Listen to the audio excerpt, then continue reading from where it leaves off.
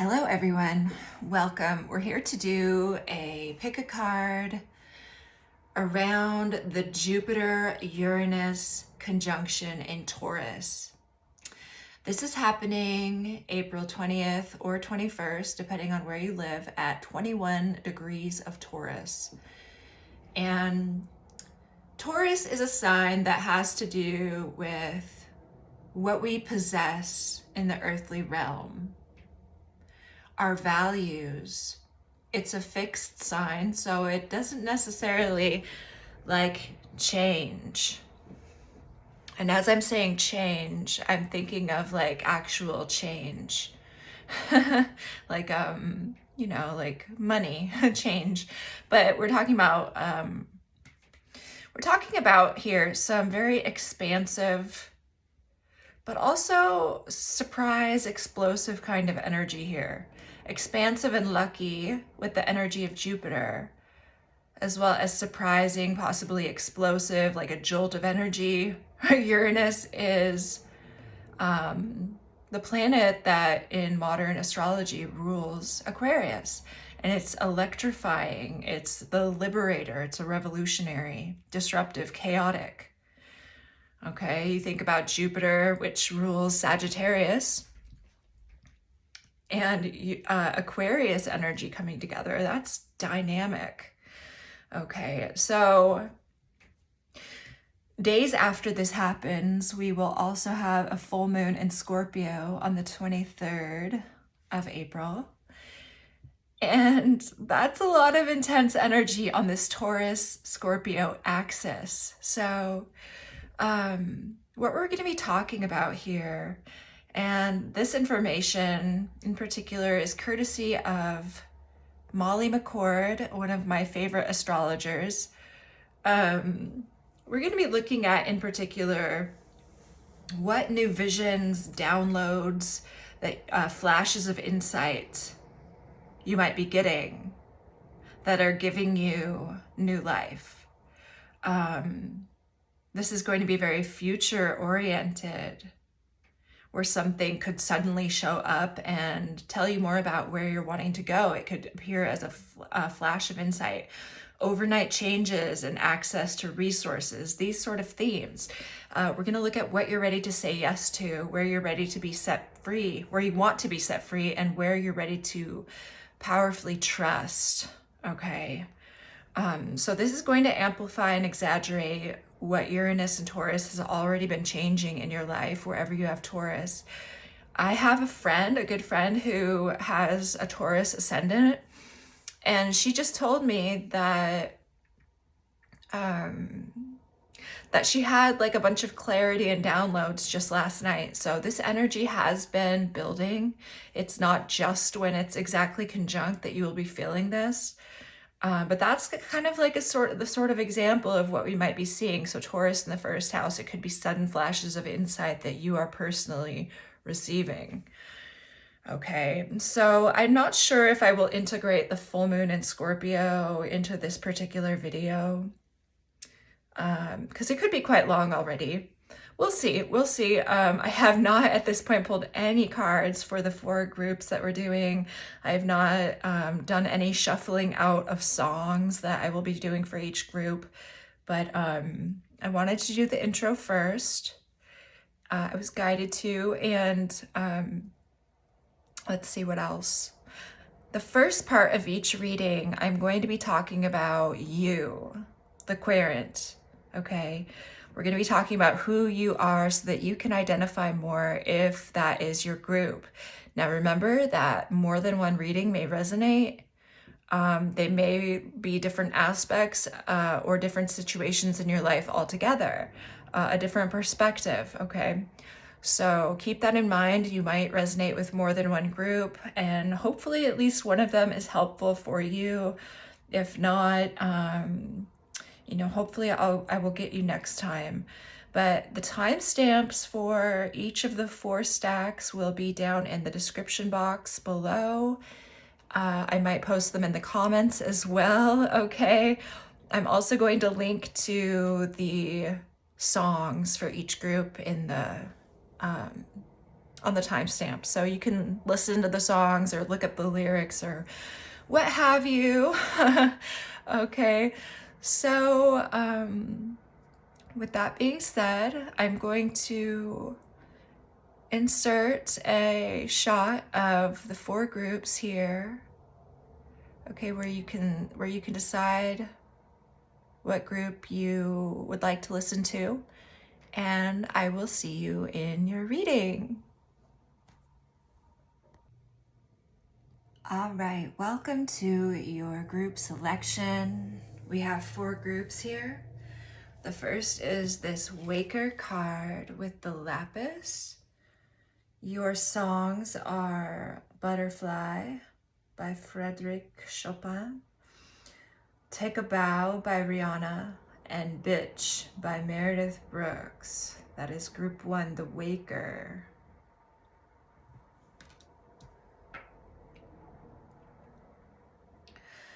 Group 2, you have the Sailor and the Tiger's Eye. Your songs are Circle of Friends by Better Than Ezra, Happy Birthday Johnny by St. Vincent, and Don't Do Me Like That by Tom Petty. The Sailor.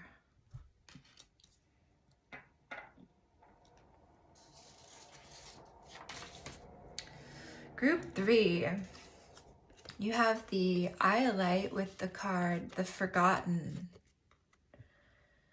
Okay, your songs here, group 3, are Mary Jane's Last Dance by Tom Petty, She's a Bitch by Michelle Wolf, and Strangers Again by Randy Travis.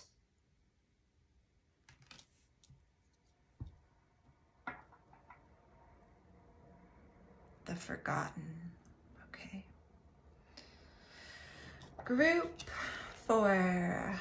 Your card is the Poet with the white quartz. And your songs are Nowadays from the musical Chicago, Comfortably Numb by Pink Floyd, and Never Going Back Again by Fleetwood Mac. The Poet. All right, choose your group. The timestamps will definitely be in the description box with links to as many of the songs as I can find. And I will see you in your reading.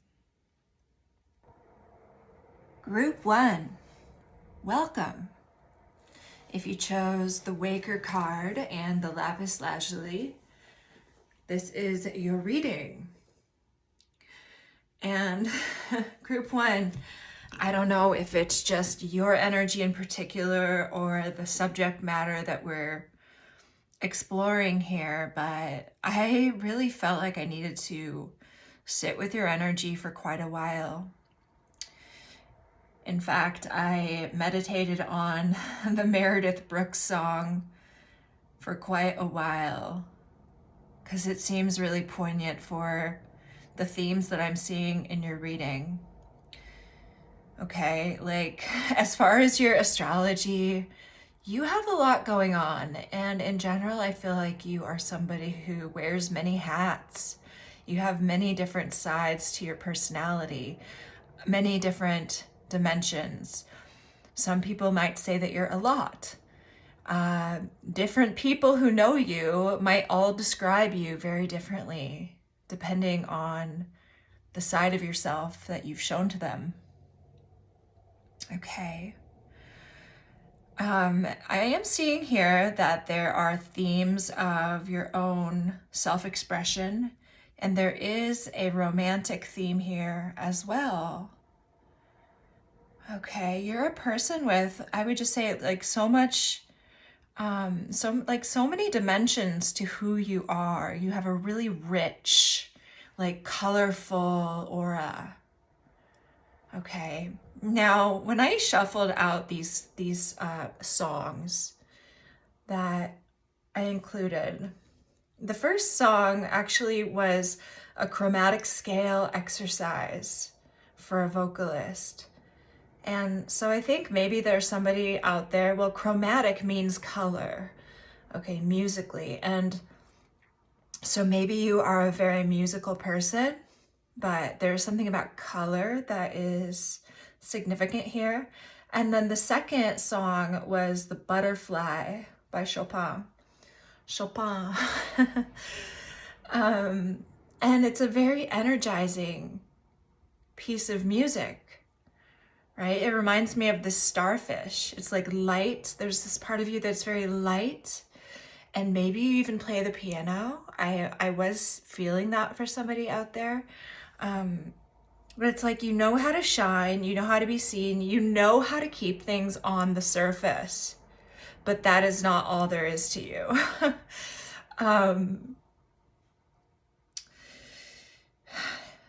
You're very good at looking good, group one. There's a lot to admire about you.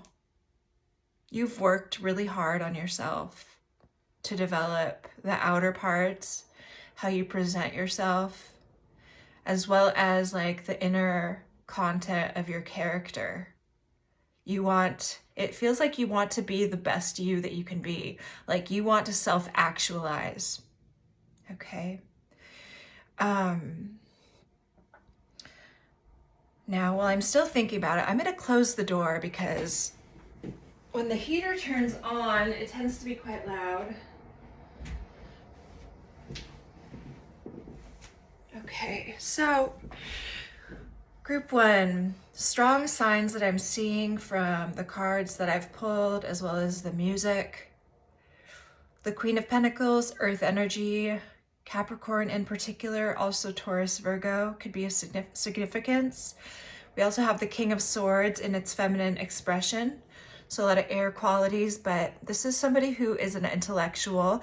I strongly feel that you could be a female or identify as more feminine.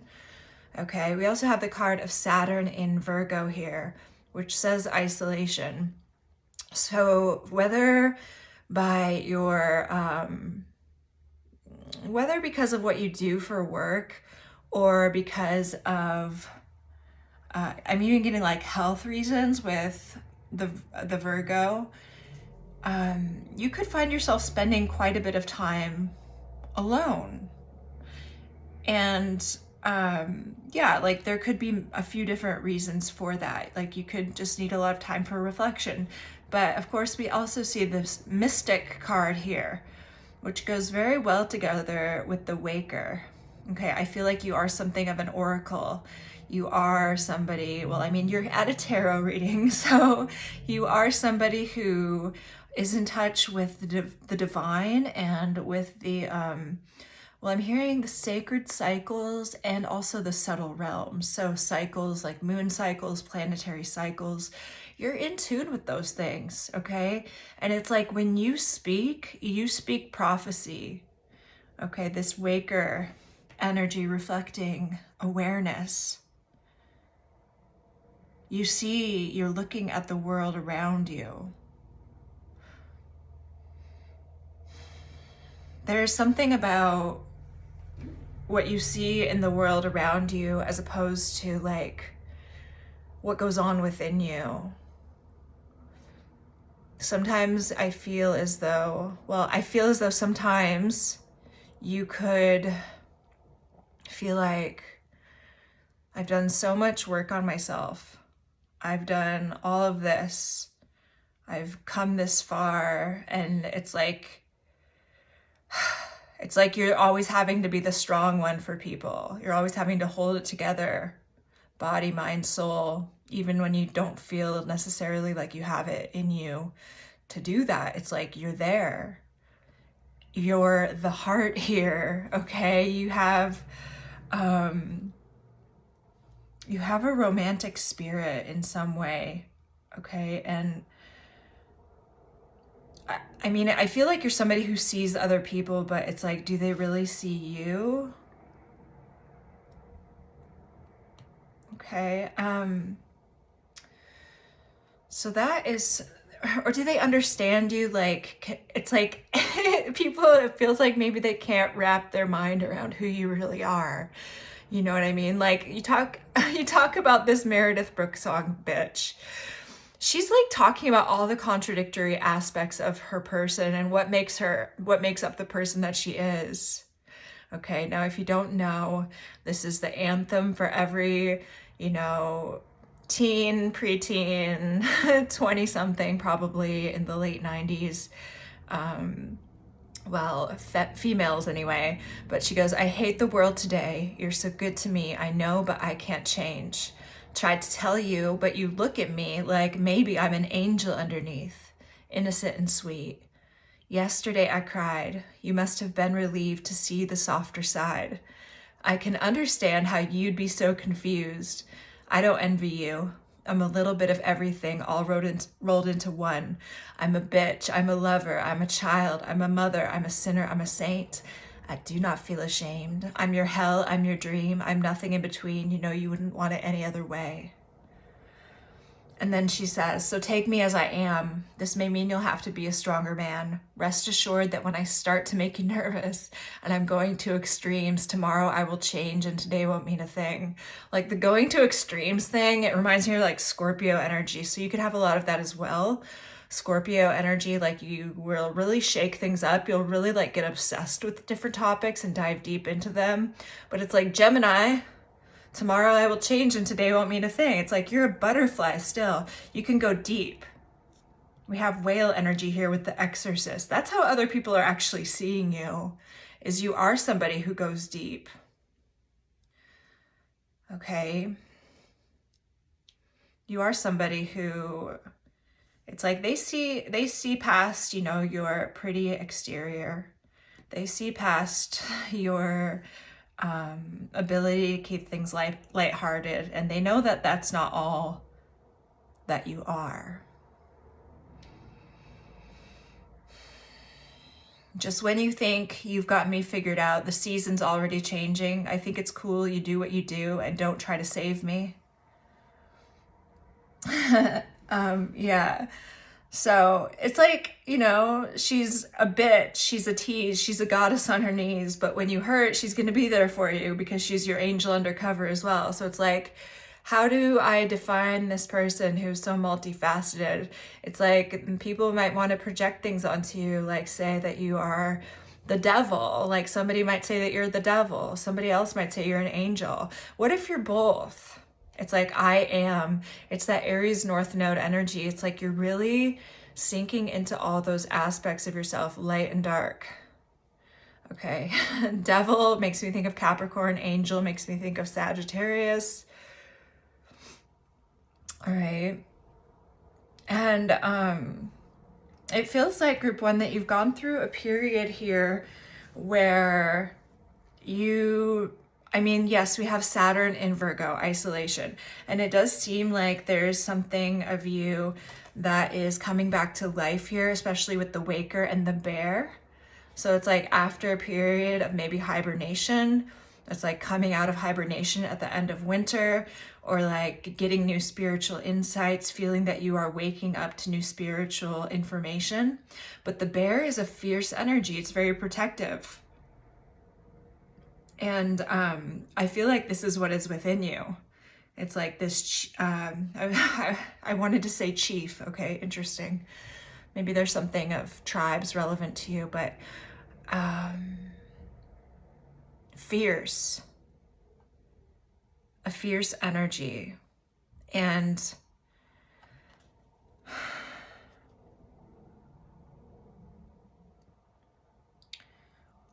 you just have a way about you that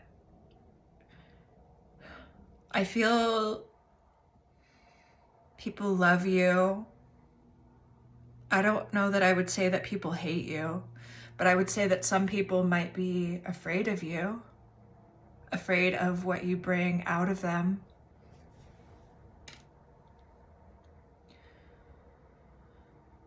It's like you feel like this song, so take me as I am. This may mean you'll have to be a stronger man.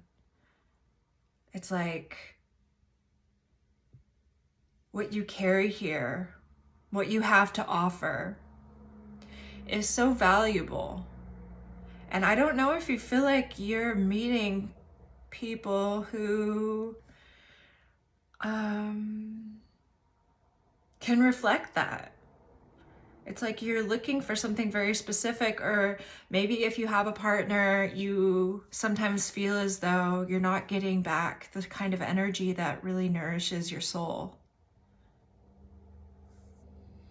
Okay, and I say that because the medallion is here with the offering, the ring, and the kiss. So there's a definite romantic essence here, like a real desire for love and unity, and to come together with somebody in a way where they can like actually see you, to really behold you in all of your glory.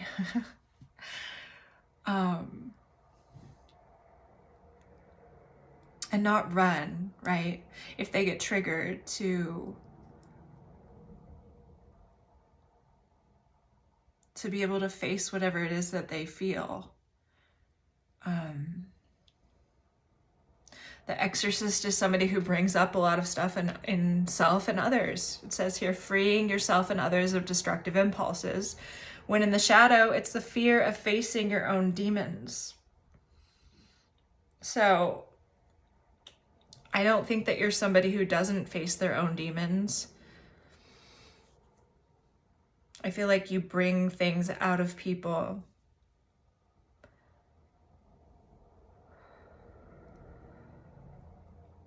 And not all are ready to deal with that, it seems. Okay. It looks here like you've been through a situation that has disappointed you. It could be in relation to a love interest. I do see that. Okay, especially with this Rihanna song, Take a Bow. Maybe it's a specific person that has been unfaithful, or you've dealt with people like that. And it's just like, it's the type of thing where it's like somebody cheats on you and you're like, I don't know, this is gonna sound, it's like when somebody does you wrong and you're just angry because it's so stupid, or you're like, why would you do something so dumb? It's something like that. I don't know. It's going to be different for each of you, but don't tell me you're sorry, because you're not, because I know you're only sorry you got caught, but you put on quite a show, really had me going. Now it's time to go. Curtains finally closing. And that's interesting. I don't know if this is this person here who has done you wrong in some way.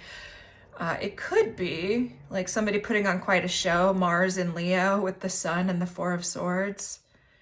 This is somebody who is taking a break maybe from attention seeking. I also think that for some of you, this could be somebody that works a night job. Okay, they sleep during the day. All right. So whether or not this feeling like you're disappointed by an unfaithful relationship is related to whoever is impacting you the most, that's up to your discernment. But we have the Sun with the Four of Swords and Mars in Leo. I was also seeing that this could potentially be a pet, like a cat who likes to lay in the sun, or even a dog. Okay, but that is the energy of somebody who you're dealing with. And through all of these situations, all of these processes you're going through when it comes to your understanding of who you are and your understanding of who you are in relation to others,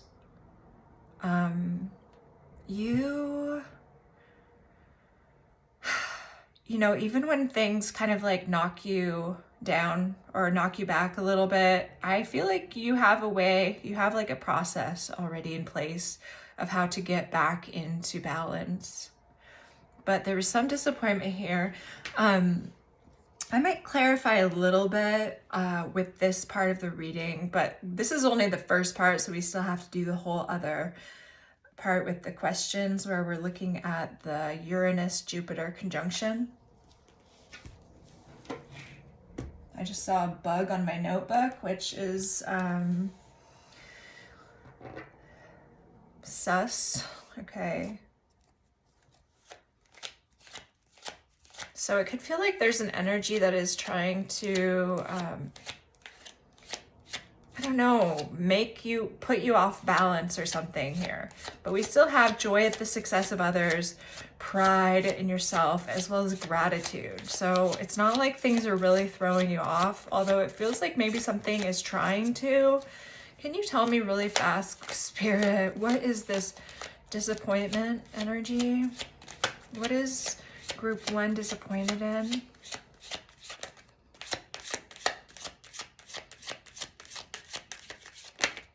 The Sun with the Ace of Cups. Okay, so there's something here about, well, this can be a creative new beginning, or this can be a beginning in love. Maybe it's with this person who is taking a break or not talking to you, or, you know, napping or whatever. But it's like maybe you thought you were going to go out for a nice sunny date, for example, something like that, or you thought you were going to have a beautiful, happy new beginning. And it seems like that's it's not happening that way. Okay, so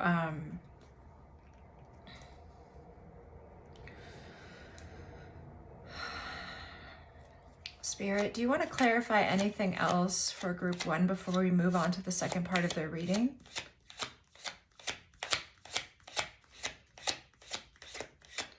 What happened with this disappointment? Why didn't it go down the way group 1 wanted it to? The Page of Swords.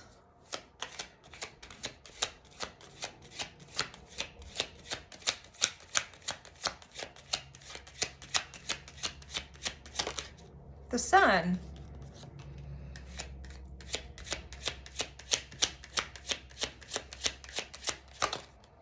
The Lovers.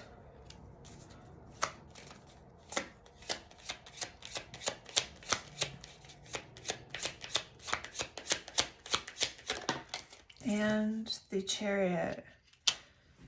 It feels like somebody made a choice here to I don't know, go it alone.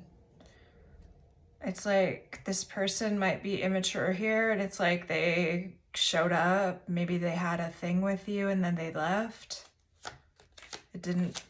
Maybe it feels like it was a fling. Is that what we're talking about here, Spirit?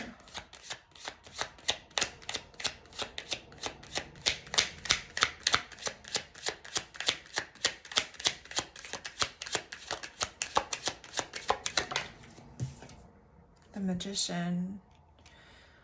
Yeah, it feels as though there's somebody here who is rather mercurial, maybe immature. Okay, they could change their mind. In and out. Or you're just not really sure. Okay.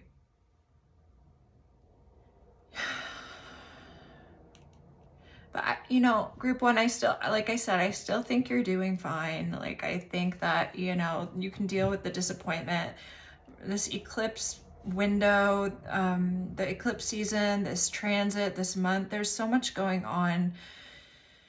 A lot of triggering is happening with people. And so it feels like you're just riding the wave the best that you can, not really sure how things are going to turn out, but you're having gratitude with what you have control or that's interesting that I said that. You're having gratitude for what you can sort of exert your will toward, what you actually have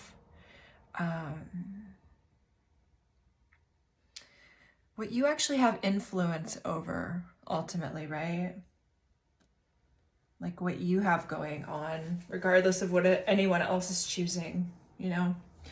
So group 1, I will see you for the second part of your reading, where we're going to look at where this energy is taking you. See you in just a second. All right, group one, welcome back. We're here to talk about these transit specific questions. So I have 8 questions here that we're going to be looking at. I've pulled a tarot card and an oracle of the, what is it, the Radiant Sun? Yes, the oracle of the Radiant Sun card for each of these to give more context, and we're also going to clarify. Okay, so we're going to be looking at what you're ready to say yes to, where you want to be set free, what you're ready to powerfully trust, some new future-oriented visions and downloads that will be showing you where you want to go. Okay, what you don't see coming, overnight changes in access to resources type of thing. What's culminating under the full moon in Scorpio, advice for how to flow with the energy, as well as what's manifesting in this energy in about the next 6 months or so. Okay, so what you're ready to say yes to is the Tower with the 8 of Wands, clarified by Mercury in Aquarius, which is originality. So there's something here about the way you communicate that you are ready to embrace. Okay, a different way of communicating, perhaps, a different medium of communication. Mercury is exalted in Aquarius. It's mental gymnastics. It's like, I just see you saying things in a particular way. It's like you draw up some kind of truth, you do some kind of mic drop, and you like walk on out. I don't know. Maybe you're gonna do some stand-up comedy. Maybe you are writing some music, okay? Something here that you are ready to do that is going to be sort of ingenious, okay? A different way of communicating, all right? Maybe even a different way of traveling, short distance, or even long distance, I suppose, okay? All right, so let's see. Is there anything else in particular that Spirit wants to clarify for what Group 1 is ready to say yes to here with the Tower, the 8 of Wands, and originality? The 6 of Wands. Okay, so this is something that you're going to be communicating, and it's going to give you public recognition. Like, people are going to see you.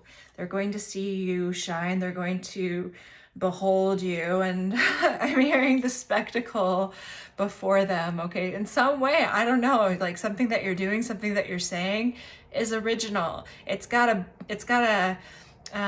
what is the word I want? It's got a bang to it. It's got, I can't think of the word right now, but it's got a particular, it hits, all right? It hits. Okay, so your next thing is where you want to be set free. We have the World and the 6 of Swords with the Moon in Aquarius. Independence. The World with the 6 of Swords and independence. It is bringing to mind like that movie, Leave the World Behind. Maybe you've seen that movie and you're like, well, this is what I would do. I would already be prepared for something like that. And you're like, I could see this being a departure from sort of the day in and day out life as we know it for some of you, okay? But there is a desire here to get out of some pre-existing structure. It's like moving out of the heaviness of the Saturnian energy into the buoyancy, just kind of like the electric energy of Aquarius. Yeah, we see that with whatever it is that you're going to be communicating. You want to do things in a different way. You want to do things in a new way. You want to detach from some old structure that perhaps even yourself had put into place. Okay, and so let's see what the World is with the 6 of Swords and independence for Group 1. What does this look like? Where you're ready to be set free. All right, Justice. Justice. whatever this does, whatever you are detaching from, it brings you a greater sense of balance into your life. Maybe you're working a job and you're not feeling like you're getting paid enough for it. Your hours are not working well. You feel like you don't have enough personal time. You're not actually getting to put your energy into those kinds of projects and activities that really feed you in some way. Okay, maybe you're wanting to become self-employed if you're not already, or just do more things in your day-to-day life that you really love. Like, we see that you're somebody who has a lot of skills, a lot of abilities. You're very self-directed and driven and smart. Okay, and so I just see you wanting to put more of that to use in the way that you want to. Okay, so what you're ready to powerfully trust here. We have the Magician with the Moon in Gemini, adaptability. It's interesting because the Magician is the card of Mercury, and Gemini is a mercurial sign. So what it feels like you're ready to powerfully trust is the intuition that comes to you via words, okay? Words, maybe like things, phrases that pop into your head. I feel like you're somebody here, you could have a lot of air in your chart, Aquarius, Libra, Gemini, perhaps. It's like you're going to trust the absurd, like even the absurd little things that pop into your head. It's like everything that you say as the waker here, everything you say is a prophecy. And you're really going to be able to trust what you manifest from the thoughts, the ideas, the words that come to mind. Okay? How you think about what you feel and how you feel about what you think.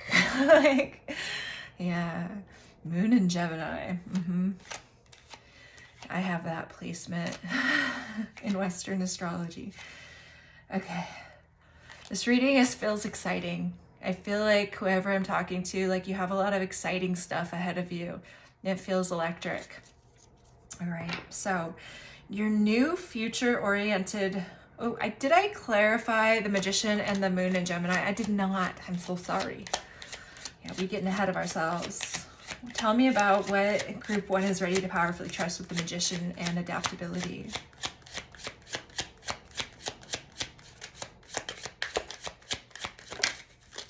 The Queen of Pentacles.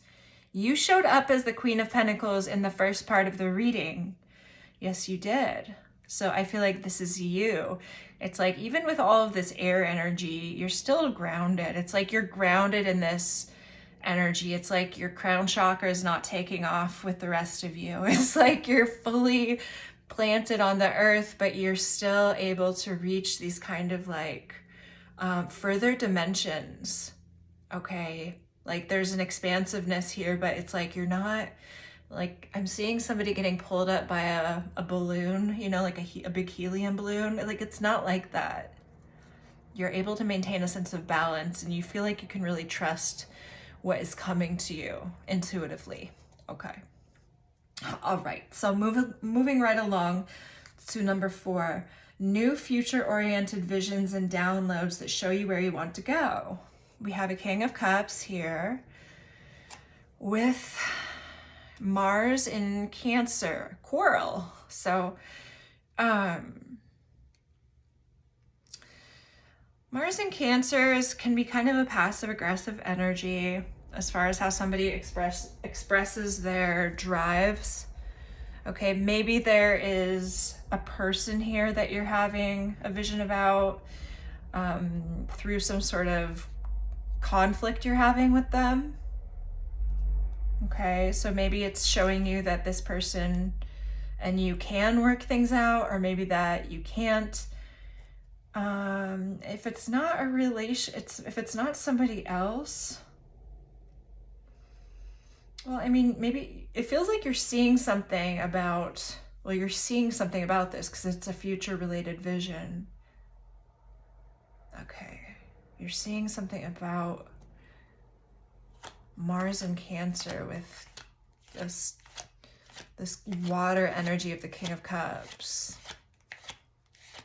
It's a future-related vision. Let me see, Spirit, what is this? Please clarify King of Cups with Mars and Cancer quarrel for the future-oriented visions and downloads that are showing group one where they want to go. Show me King of Cups with coral, please.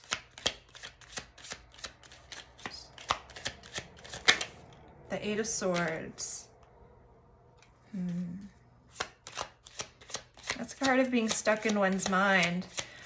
And like I said, Mars in Cancer can be passive aggressive. It's not necessarily going to address things head on. So maybe there's a person or situation and you're seeing how things can go if you keep interacting with them. Like maybe they're upset about something, but they're not going to talk to you about it directly. There's something here about conflict avoidance that you might be seeing. Okay, let's see. Like not addressing things, letting them kind of build up until somebody explodes. All right, let me see a little bit more about that.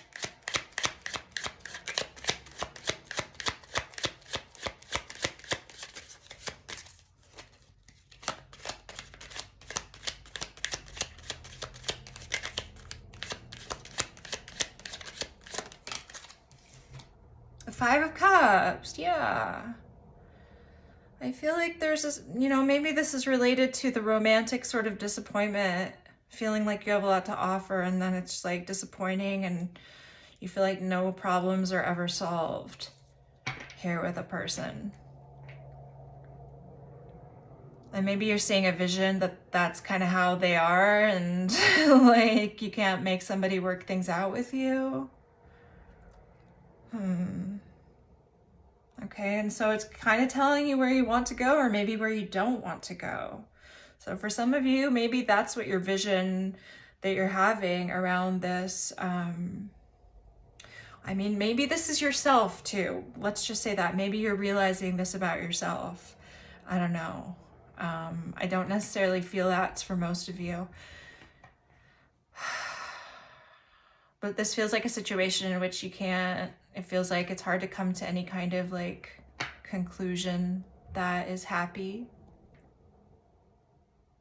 Okay, and maybe you're realizing that. All right, so what you don't see coming here, overnight changes, is the Five of Cups with Mercury and Cancer intuition. And I'm kind of inclined to say that it's related to whatever you're seeing a vision of here. Five of Cups with intuition. It's like maybe you're feeling like you know that something here is a loss, or that something here, or that somebody here is upset and they're not talking about it. What you don't see coming here. An overnight change is maybe a feeling that a situation is not going to work out. Let's see.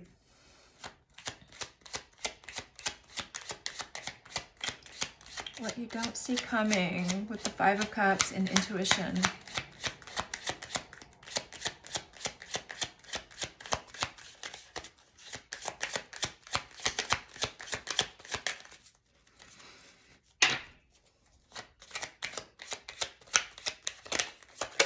Whoa, Eight of Wands.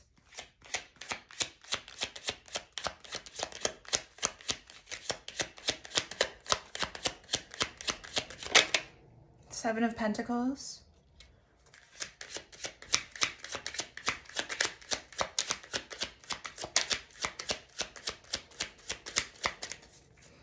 It feels like there could be communication coming in after a period of time. Let's see here.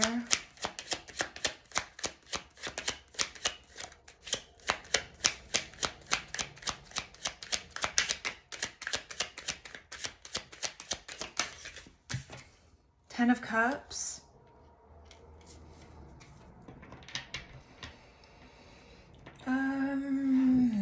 Okay, so we have the Eight of Wands with the Seven of Pentacles and the Ten of Cups with Five of Cups and intuition. So there's something here going on with unhappiness, right? Five of Cups, and that's versus the Ten of Cups, which is like ultimate family happiness, being around those you love, investment, talking about such things. Okay, it seems like there is a problem on the family or the home front in some way. Like you feel like something is wrong. Maybe there's something that this person is going to communicate with you that they haven't. Like, as of right now, I don't know where this leaves your relationship. It feels like it is something that is in your awareness, but you have a lot of other stuff going on personally. It's like you would like to know, right, whatever this situation is, what it's telling you.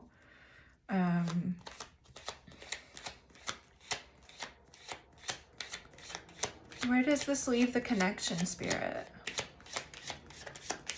Where does this leave the connection for the majority of our querents here in group 1? 2 of Cups. Okay, so maybe there's something going on with this person's family that they're bothered about.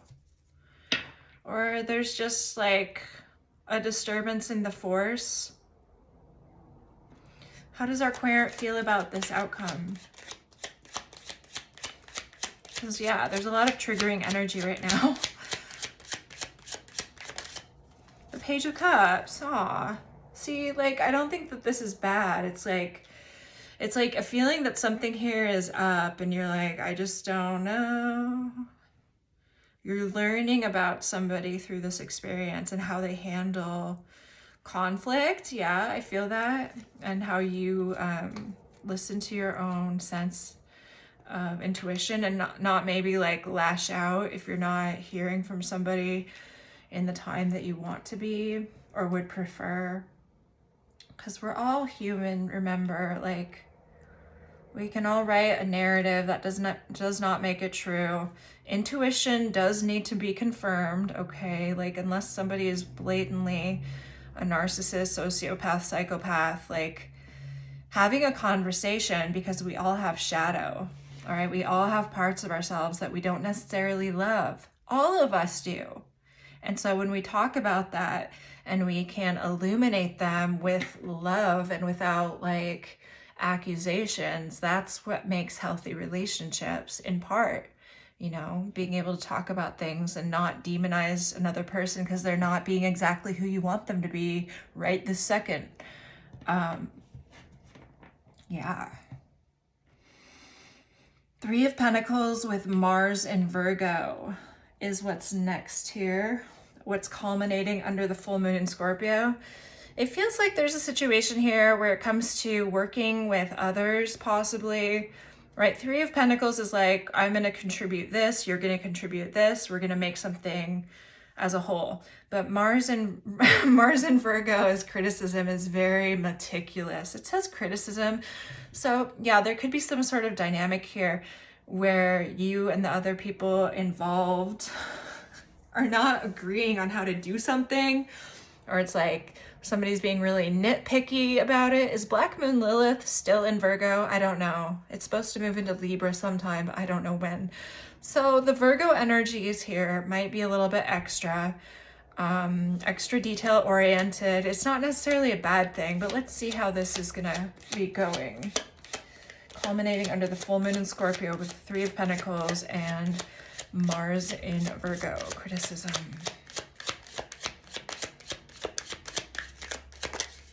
The World.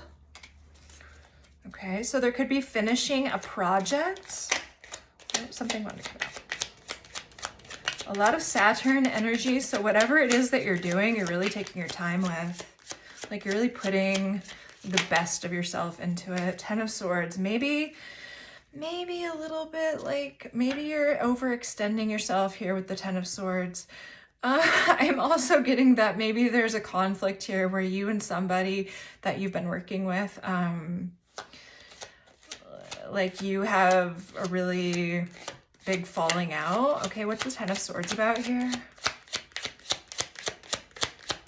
It's like a project where everybody hates each other at the end of it. I don't know, maybe. Okay. Shoot, I went to college.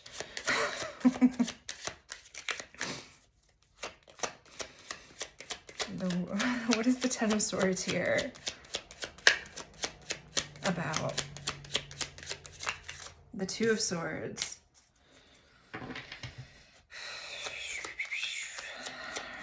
Yeah, there's something here that doesn't feel great, but it does feel like it's like closing out. Okay, the Four of Wands. It's like maybe you feel like you don't know if the relationship can withstand whatever this is. So I don't know what this is for you. It feels like close this out and have this harsh ending, like finish this and have a harsh ending, or keep this kind of like sense of freedom and stability. So perhaps this is looking at your work situation and what you are wanting freedom from, because Saturn rules Capricorn. Capricorn in the tarot is the devil. The devil chains us to what we think we need, okay?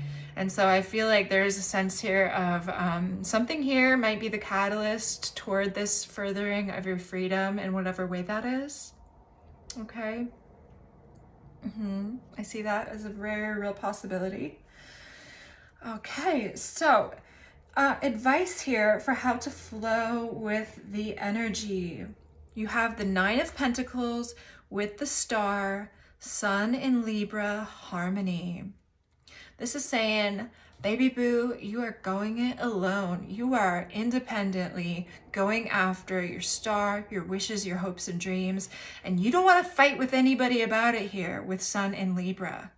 Okay, maybe this is also saying that, well, no, I spoke too soon. I was going to say maybe this is going to be culminating during Sun in Libra. Maybe it will be, okay?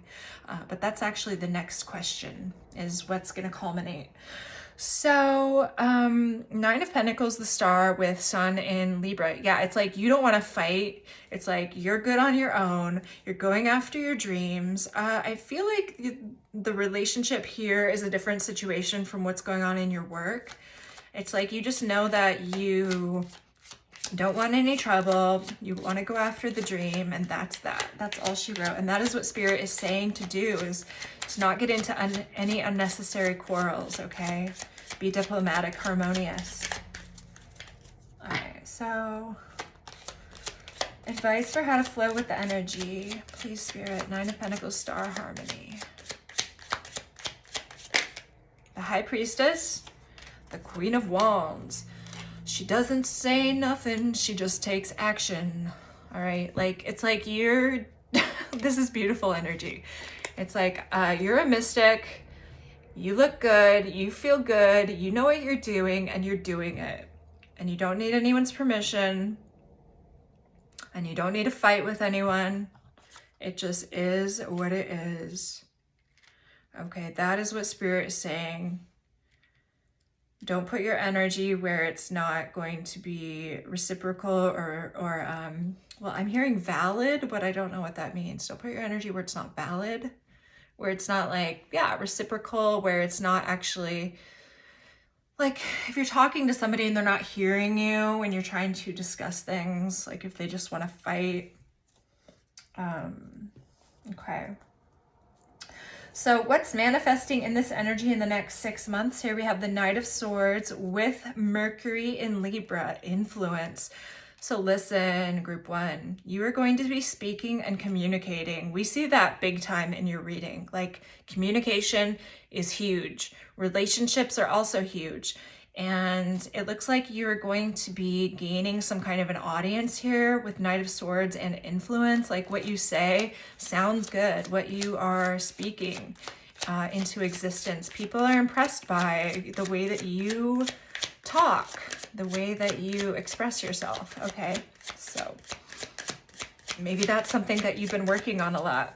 Knight of Swords and influence for what is manifesting in this energy in the next 6 months, please, Spirit.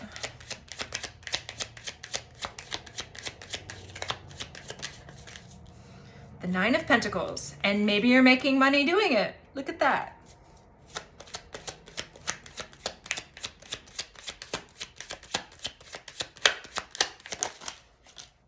The Page of Pentacles, you're learning a lot, Two of Wands, you're at some sort of crossroads here.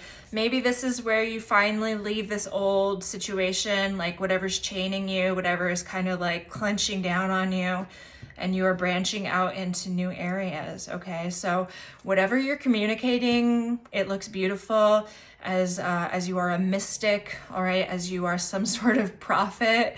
And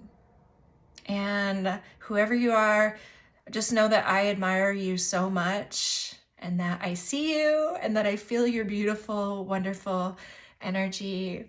I am wishing you all the best, sending you so much love, and I will see you again very soon. Hi, group 2. If you chose the sailor with the tiger's eye, this is your reading. Group, I almost called you group 3. I have not pulled any of their cards yet. Group 2. Let me actually close this door. So let me tell you, group 2, that when I started pulling your cards, like, I started laughing a little bit. I just feel there is something funny in your energy. You might have a lot of Sagittarius or a lot of fire in your birth chart. Definitely, okay, there's something humorous about you though, is just what I'm feeling. I also feel like you could have a lot of Venus energy. So particularly of the Taurus variety, you could be somebody that likes creature comforts. Okay, you like to feel good, you like the pleasures of life. There are some very interesting things about your energy. On one hand, there's a side of you that's very blatant and kind of like out there, puts yourself out there. There's another side of you that is really like smooth operator type. Like, I feel like you're somebody who has a strong appeal, okay?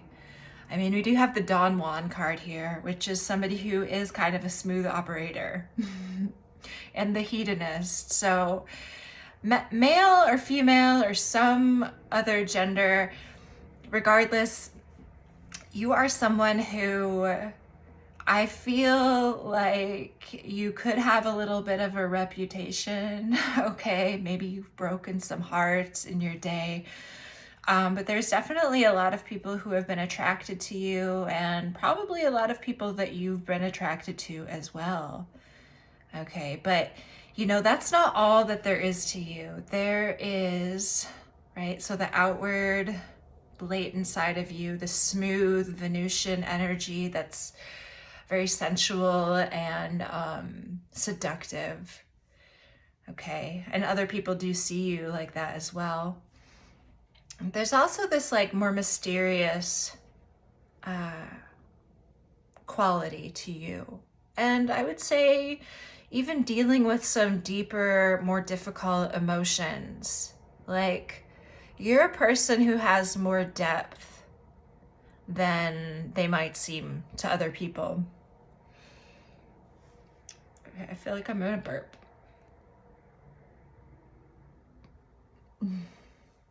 How other people are seeing you here is the goddess with the crocodile. So the light attribute of the goddess is the feminine expressed through wisdom, nature, life force, and sensuality. The shadow is the exploitation of the female nature and form.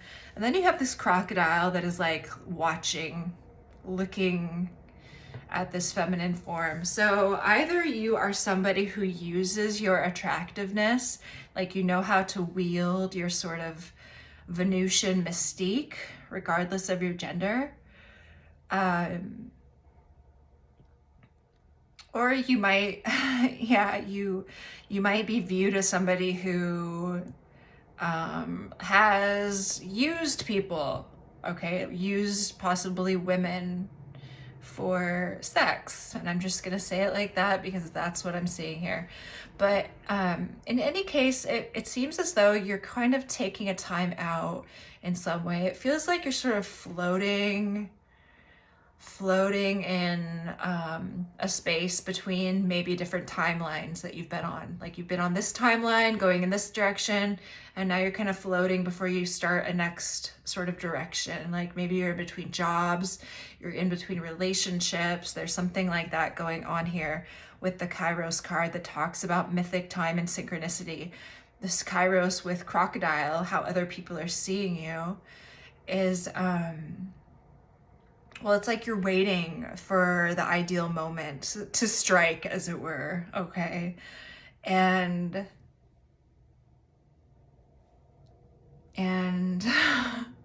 there's something here in your energy that I have not quite pinpointed, but we're gonna look at that. We're gonna clarify as we need to.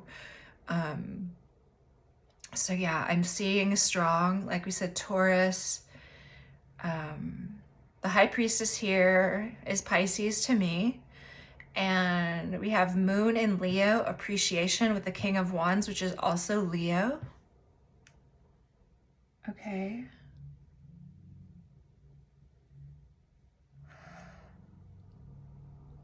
But, you know, there's something about you where you're very self-sustaining. You know how to water your own garden. You blend the fire and the water elements here. That is what the camel energy does. And it's interesting that we have that here with the High Priestess and the King of Wands. So it's like, even if you're in the hot desert, or even if you're feeling strong emotions like anger, for example, it's like you know how to cool yourself off to where you're not presenting that, I feel, to the world. It's like your energy as it pertains to your fire element, I feel like you do a really good job of harnessing it so that if you have some sort of temper, not a lot of people are seeing that about you, or maybe they're feeling like the kind of undercurrent in your energy, but it's not something that you let burn out of control. You know how to take what you have within you and put it back in investing into you here as the gardener. You're somebody that knows about return on an investment, and you put your energy where you feel it's going to be served best, okay? There's something interesting going on here with the High Priestess and the Moon in Leo, appreciation, and the King of Wands. So either you are somebody who is an intuitive and you have some sort of public presence with that. Like maybe you're a tarot reader, I don't know. But I feel like you definitely like attention. You also appreciate other people who are able to draw an audience in whatever way that is. Maybe it's like something that you're watching. Maybe for some of you, you have a crush on a tarot reader or a psychic. Okay, so I see either of those as possibilities. There is definitely something here in your energy that is talking about relationships. There's like this undercurrent of relational considerations that you have. And I don't feel like anybody would necessarily know this from the outside in. Like looking at you, it's not like they're like, oh, Paula's heartbroken, Jake is sad about this relationship. Like, I don't feel like anybody's gonna know about that because you keep so much to yourself. It's like you've pulled back from something or someone, or maybe a whole group of someone's, and it's like you're processing and waiting for the right time to do something. Okay, you could be dealing with somebody here with this song Circle of Friends by Better of Ezra. It seems like you're like thinking about somebody that you've known for a while. It says, well, how the times have changed. Looking back, it seems so clear now. Everything you wanted in your life, everything is certain. Try and understand, put a checklist on your wall. I am not what you think I should be, but you're making amends through your circle of friends and you're trying to fit me to their mold. So maybe you feel like you don't belong in a particular group, or you're thinking about somebody in particular who wants to change you, something like that. But it's like through these lyrics, through these other lyrics, I'm saying that maybe you don't quite trust what it is that somebody is trying to get you to be. It's like you want to change me, but you're not going to really like who I am if I do change. Something like that. Okay, so yeah, she says, or he says, when you're trying to make decisions, will you try to water this thing down? Look up once in a while, you see it's not so clear. The things you believe in are the things that's worth keeping. You make a promise, stand right by your words. Okay. So that's kind of what it says to me, is like trying to change someone to fit a mold, but like he says, water this thing down. It's like the relationship. Are you just trying to water this relationship down? It's not so clear. Like, are you really going to be there if I become who it is that you say you want me to be? Something like that. It's like, do you really want who I am, or you just want to change me and then like leave me? And then we have, of course, this Tom Petty song, Don't Do Me Like That, which is kind of, it's like saying, yeah, I was talking with a friend of mine, said a woman had hurt his pride, told him that she loved him so, and turned around and let him go. It's like you're involved with somebody and you're like, if I actually give myself over to this, am I going to get hurt? Am I going to hurt this person? It's like thinking about how if you get attached to this person, you might end up feeling like you need them. Okay, and that they would like bury you, that they would publicly embarrass you by seeing somebody else. Something like that. There's a question of,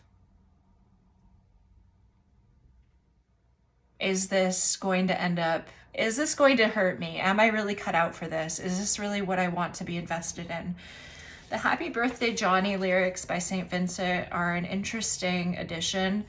I think that this is a song that she wrote about her brother who seems to have some instability in his life. I don't know if you have a sibling that you've been fighting with, or maybe this person and you feel like siblings or something like that.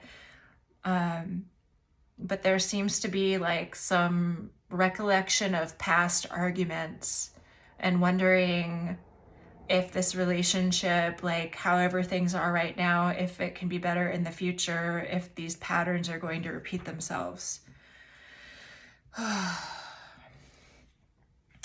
Wow. Yeah.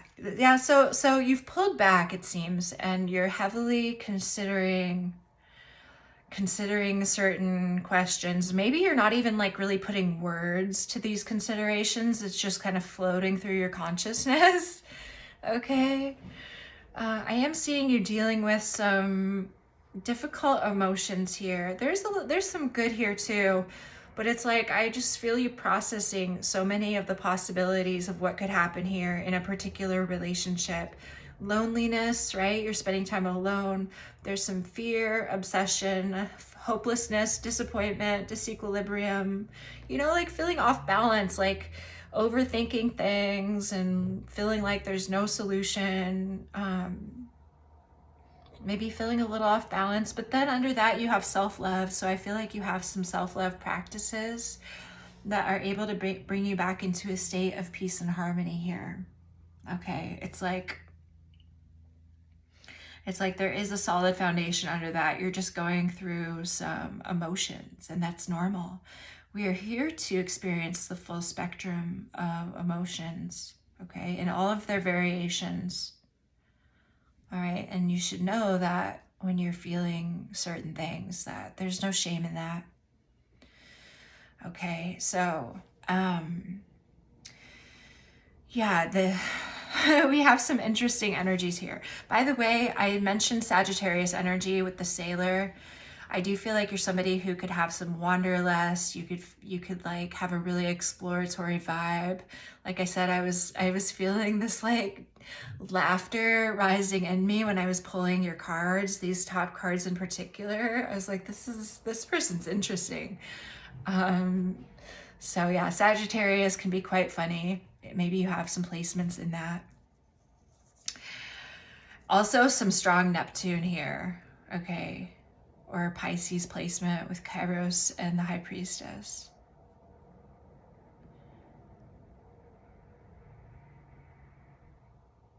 Okay, so we also have Thanatos here, which is the Death card.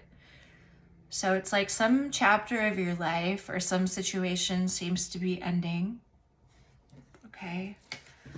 And then we also have the Creator, the Artist, the Alchemist, the Innovator. And we also have the Dead End. So the closed door, the final chapter, the impasse. And I don't know if these are all about one situation, or there could be a little bit of a fragmentation in your energy, like the end of one situation, but the beginning of a situation in which you're very creative. Meanwhile, something else here is ending or is not working out, and you're having to detour.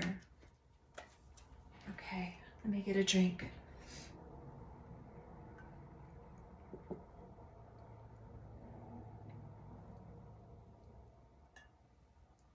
Thanatos is about grieving, mourning, and bearing witness to all that is.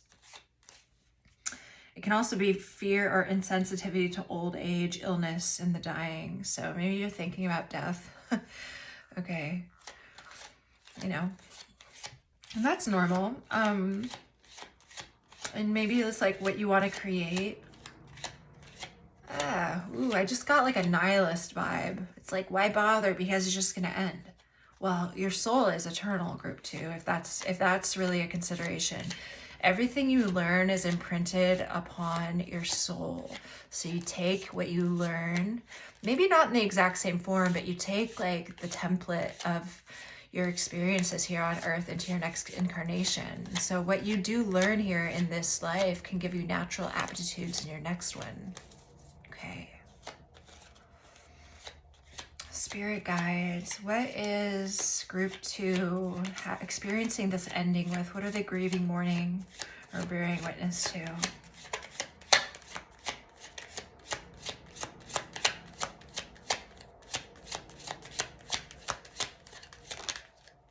The Three of Swords. So it looks like there's a situation here that hurts. It's like heartbreak. Could be in a relationship, could be somebody that you've lost, maybe who has passed on, right? Transitioned. Tell me a little bit more about this.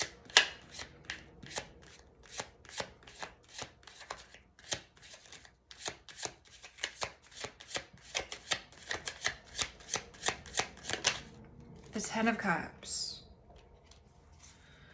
So there's something about a situation that is maybe family or felt like family to you. All right, a long-term relationship or a long-term family situation in which there is a lot of pain that you're contending with. Okay, maybe you're losing a loved one, for example. That might be part of why you've retreated here. It's like, it feels like you're contemplating really deep matters and what actually matters to you, given like the impermanence of parts of life. Yeah, it just got a little bit heavier there. I'm seeing like a tug of war between your desire to really be cherished and it's like this knowledge of things being impermanent. And the question of what actually makes things matter though, what makes it worth it? Well, like I said, your soul is eternal. And whether you think that that's a good thing or a bad thing or neutral, it's like, it is what it is. And so to make the best of that is to take all of our experiences and get the most from them that we can. Okay, like if your soul is really wanting to experience a variety, to travel, to be with a lot of different people, meet a lot of different people, then maybe that's what your soul wants. But it feels like there's also a part of you that wants to be at home, that wants, you know, to anchor, to put your anchor down in the harbor and you know, like feel that peace. It's kind of like, it's kind of like, I want to travel, I want to be everywhere at once, but I also want to experience this solid home life. And so there could be this disparity in you between the coming and the going and the staying. Should I even bother getting involved? Okay. The creator, the artist, the alchemist, the innovator, curious, playful, open, surprising, loses spark, feels burdened. Show me how group 2 is experiencing this currently, please.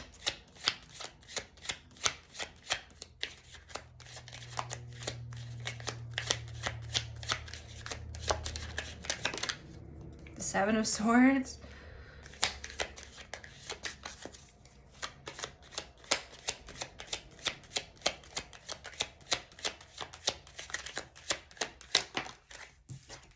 The Ace of Pentacles. Are you beginning a new project in secret? Are you?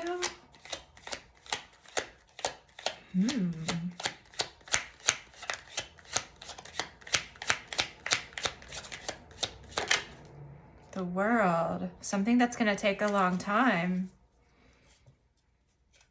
Or maybe you're planning a trip. But I feel like there's something new that you're planning in secret. Okay. What that is going to be different for each of you.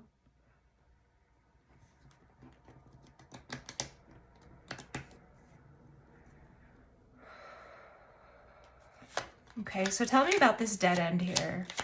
The closed door, the final chapter, the impasse, which is acceptance, humility, relief, reverence for change, versus inertia, stuckness, tension, unconscious gripping. What is this with the dead end here? What is a dead end for group 2?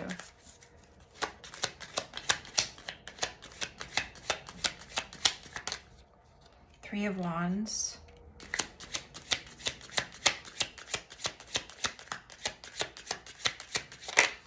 The Tower.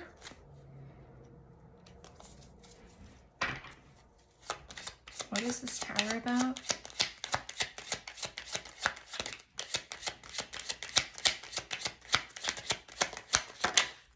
The Knight of Cups. Okay. Yeah, this energy is a bit mysterious because this could be about a couple of different things. It's either a final chapter of some kind of like romantic, like some crumbling around your romantic life or your creative life. Like something is King of Wands. There's the King of Wands for the second time here. Where's that leave group 2?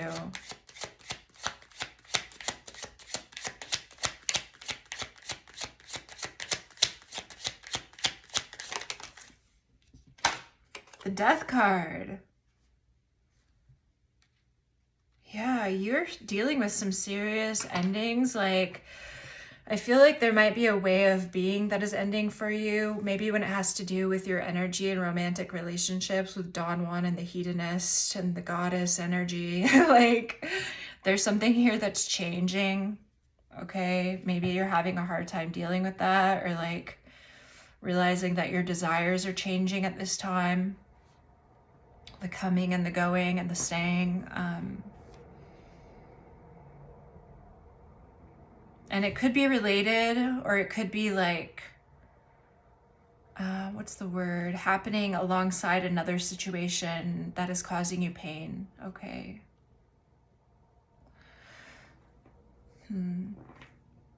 Yeah, you're dealing with a lot. Like, you are more than meets the eye. Okay. So for the second part of your reading, we're going to be looking at some 8 questions. We're going to look at where this energy is sort of taking you, what to be on the lookout for. So I will see you momentarily for the second part of your reading, group 2. All right, group 2, welcome back to the second part of your reading. We're going to be looking at what you're ready to say yes to, where you want to be set free, what you're ready to powerfully trust, new future-oriented visions and downloads that show you where you want to go, what you don't see coming. Well, this can be overnight changes and overnight changes to access to resources. Okay. What's culminating under the full moon in Scorpio here? Advice for how to flow with the energy and what's manifesting in this energy in the next 6 months. Okay. So what you're ready to say yes to, and I'm hearing Scorpio, okay, is the Ace of Swords with Mercury and Capricorn, organization. You're ready to say yes to clarity and organization. Mercury and the Ace of Swords, this is air energy. I feel like you're looking at getting things in order in your life, having very direct communications about some sort of matter, or just like getting things in order. So let's see if this is if we can get any more specific on that. What is group 2 ready to say yes to with the Ace of Swords and Mercury and Capricorn? You could be ready to have a talk. Okay.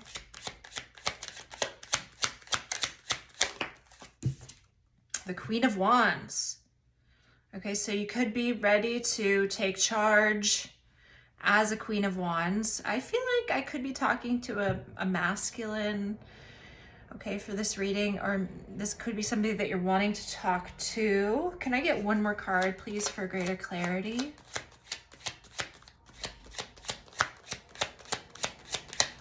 But this is a person or a situation in which you feel inspired.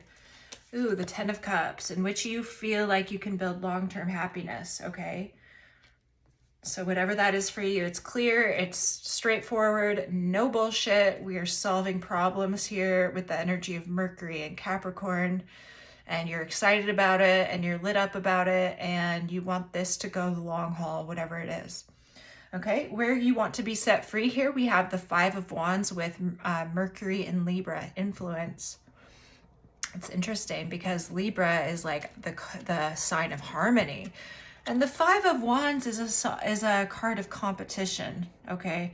So there's some sort of situation that maybe you're feeling like you're people-pleasing to avoid a conflict and you want to be free of that, something like that. Let's see though, let's see what Spirit has to say where you want to be set free with the 5 of Wands and Mercury in Libra. People could be trying to get you to do what they want to do, and it's like you don't really agree. The 9 of Swords. Where are you ready to be set free? Can you tell me more about what this is? Well, whatever this is, it's causing you a lot of anxiety. Okay. Sleepless nights, perhaps. We have here Temperance. It's like you're always feeling like you're having to rebalance yourself after you're dealing with this person or some situation. Okay, let's see. Can you tell me about what this is in regards to, Spirit, for group 2? Maybe somebody's filling your head with fear and it's influencing you. It's putting you off balance. Okay, tell me what or who is involved here, Spirit. The 3 of Pentacles, it came out reversed. So this is a situation maybe at work where you're dealing with others in general. They're offering their bits and you're offering yours, and somehow it's not working out. Okay, somehow it's not working out. There's fights, there's people trying to change your mind. It just always feels like you can never quite come to an agreement that really feels authentically good to you here. It's almost like you're being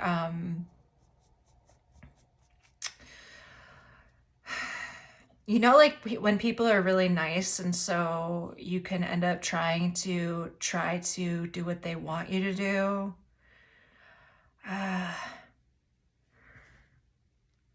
They like have a way of getting what they want out of you, something like that, but you don't really like it. Okay. So there's something that you don't really feel good about that somebody's been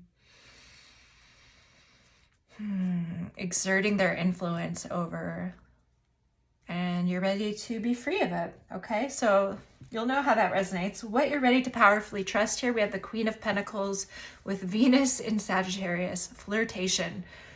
So maybe there is a person here, could be an earth sign, that you are ready to trust this person, or you're able to trust like flirting with somebody. Okay.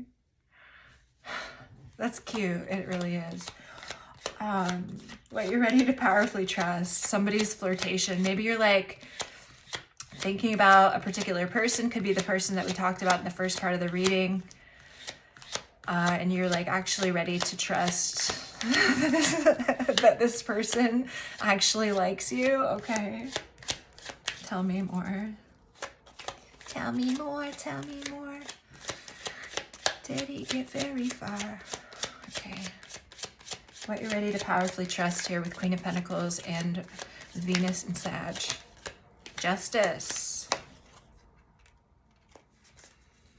Something here in this energy feels balanced to you. It feels correct. It feels like you're doing the right thing. Okay. The Moon. Justice in the Moon. So it's like you don't know everything about this person, but you still feel like you can trust them enough to handle you with care. But you know, like there, I don't know, there's something about this person's energy where it's like intriguing without being like threatening, if that makes sense.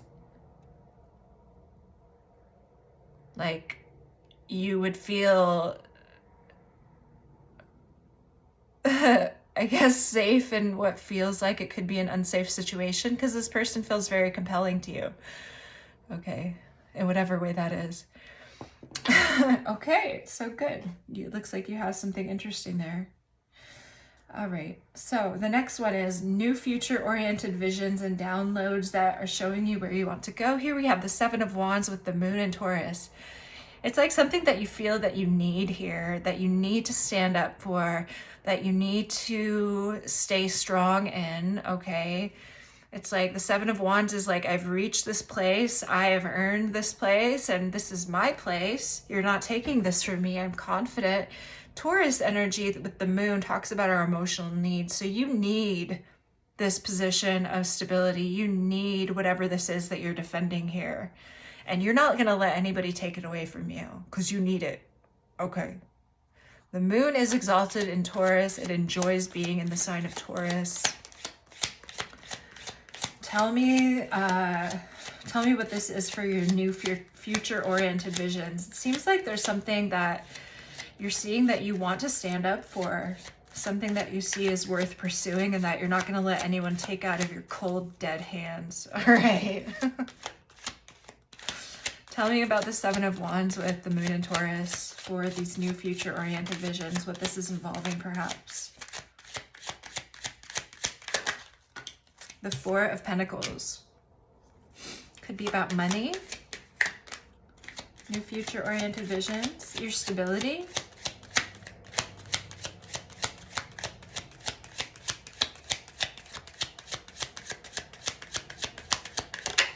The Judgment card. Ooh. So it's getting serious. It's like you're planted. This is my decision. I'm sticking to it. Can you tell me a little bit more about what that is?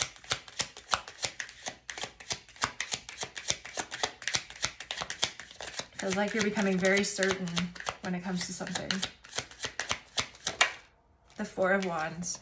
Look, 2 4s. So 4s are about stability.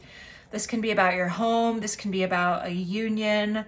This can be about your creative freedom. You're standing up for something that you view as your stability.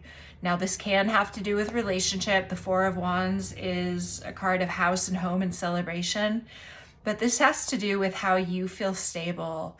And it's like nobody else is going to tell you what makes you feel stable. You're standing up for yourself and what it is that you want and what it is that makes you feel good. Okay, and I love that. So you're getting a vision of this. What you don't see coming here, overnight changes, we have the Nine of Cups with Venus in Pisces, submission. And it's interesting because these are both cards of Pisces. Okay, so the Nine of Cups talks about wish fulfillment, and Venus in Pisces, submission. It's like you're getting a pleasant surprise, you're getting a pleasant wish granted, or this can be about somebody that you're dealing with that is very easy to get along with, or you're getting some kind of like, it feels like you're getting some kind of easy win here. Okay, like something is kind of just flowing to you. Let's see here. What is this with the Nine of Cups and Venus and Pisces for what you don't see coming?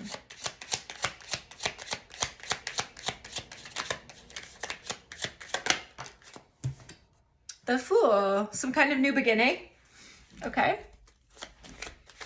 You have a new beginning that feels fresh, inspiring, that just seems to flow to you. Tell me about what this is regarding, please, Spirit. The Page of Wands could be about travel, some sort of exciting new project. Okay, maybe this has to do with whatever it is that you are starting to work on in private. Tell me a little bit more about what this Nine of Cups is for what they don't see coming. The Eight of Swords. Okay. All right, so this would be something where you've actually been thinking about it a lot with no definite conclusions, no solution apparent, and it turns out that all that worry was like, I don't want to say for nothing because it serves some kind of purpose, right, to your own sense of your processes, but it turns out to be a lot better than you thought it would be. Let's just say it like that, whatever this is that's flowing to you, that makes you feel excited, that is a fresh new beginning, okay? All right, so what is culminating under the full moon in Scorpio? Here we have the Judgment card with Mercury in Aries, restlessness. So this is a powerful energy. You're ready to come to some decision. And this is a decision that you are impatient to make. Like you are ready to take action on this. You are ready to speak about this. You are ready to do the thing. And that is happening under the full moon in Scorpio. So tell me what this is regarding that group 2 is feeling restlessness over and ready to make a final call on.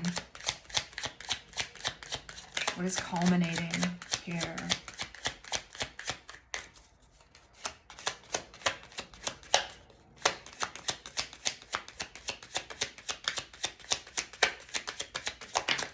Okay. The Knight of Cups in the Tower. All right. So there's something here that maybe has to do with romance or your project. Let's clarify a little bit more. But it's like you're ready to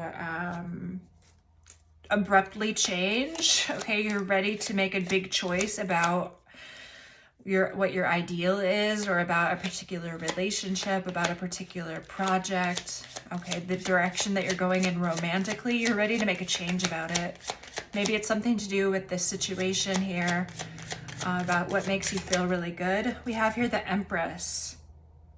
Okay, so this could be about a person. This could be about an Empress person. Like, I do strongly feel that you have a lot of masculine energy, whoever you are. So you're ready to make a decision about somebody. Okay, you're yeah, you're raring to go is what it feels like. What is that decision? Can you tell me, please?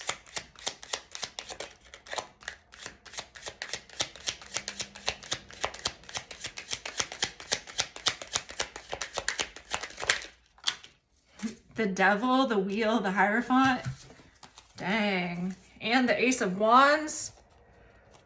Whoa, this feels like This feels like you're really ready to commit to something that excites you.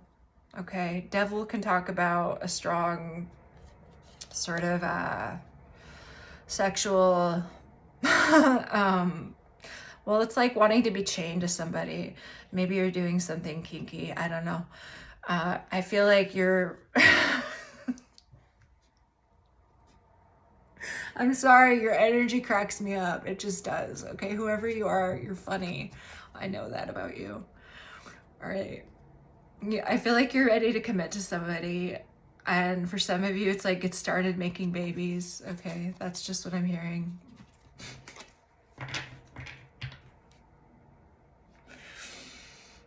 All right. So, sorry, I'm not laughing at you. It's just that your energy is so cute.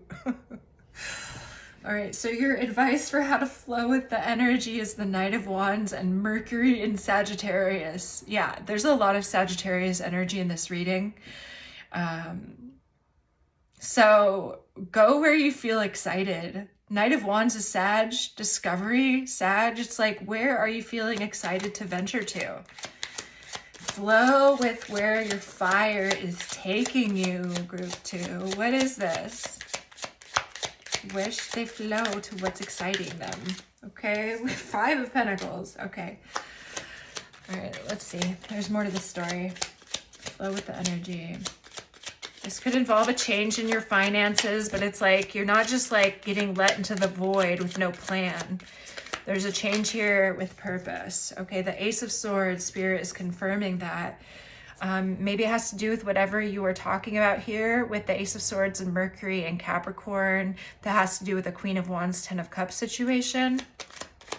It excites you.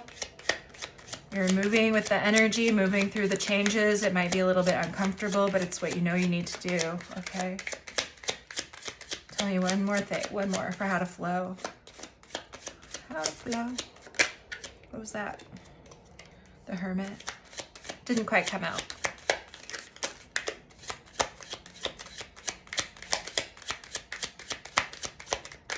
Oh, the Magician. It fell over reversed on the 8 of Swords. So it has to do with whatever is kind of coming to you easily. Something is coming together easily, even in spite of your overthinking and sort of like maybe negative manifestation. All right, even like the thoughts that you had thought, you know, that were more doubtful of whatever it was that you wanted to bring together. In spite of that, Spirit says just flow with what you feel excited about. Like this is coming to you more easily than you thought. Okay, something here is coming to you more easily than you thought. What is manifesting in this energy in the next 6 months for you? We have the Tower, the Strength card, the Hermit, with Sun in Virgo, which is health, and Sun in Aries, assertion. So there are going to be big changes here.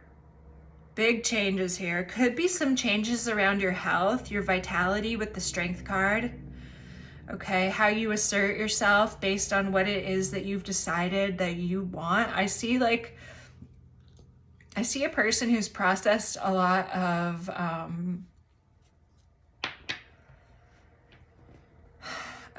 pain, but you've come to a lot of conclusions about who you are and what makes you happy in this time. Okay, you've come to new realizations about yourself that you're ready to stand up for, that you're ready to make big changes for in your life. Okay, like you have thought about these things and you're ready to stand behind them. I love that for you. Okay, group 2. That is what I have for you. Please do let me know how it resonates if you feel so inclined.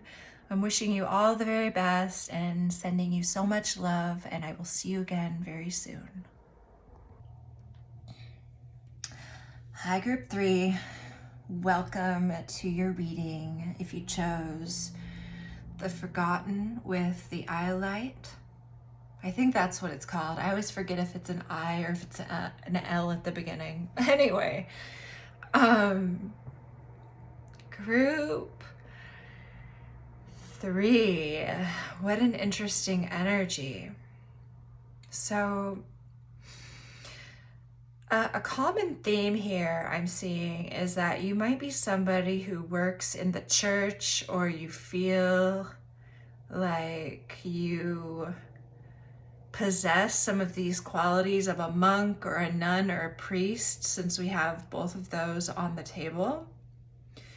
There could be a lot of like piety in your life, single-minded dedication to spirit. I'm hearing like a conduit for source energy. Okay, you could be abstinent. All right, there's something here about that I'm feeling. So yeah, maybe you work in a church or you're some kind of spiritual leader, but I do see that in your energy strongly. Okay.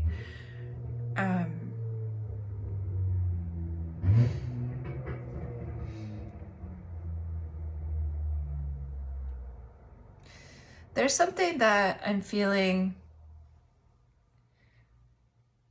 like maybe it's a little bit of a sadness with where you are in some regard. I mean, your indicator card here is the forgotten. So it could be that you feel like you've taken a wrong turn, or that you've missed some kind of an opportunity, or that people are not paying attention to you, or someone in particular has forgotten about you.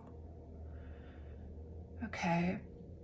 This music, the Mary Jane's Last Dance and We're Strangers Again, what I'm noticing in both of these is that there is, well, is the word ephemeral, where something is not lasting? Said I'd dig you, baby, but I got to keep moving on. So you could be a feminine. You don't have to be. But there is like an energy of somebody who has entered and left situations. Like you've had some good times with a particular person or certain people in your past, but it feels like it was always temporary. Maybe you feel like you didn't really matter that much to those people after all, right? Says, I came like a stranger and you took me in, and I felt at home in your arms. We had nothing but good times as long as the sun shines, but we just couldn't weather the storms. You came like a stranger and I took you in, and you gave me reasons to live. I gave the good times and you gave the sunshine till we ran out of good things to give.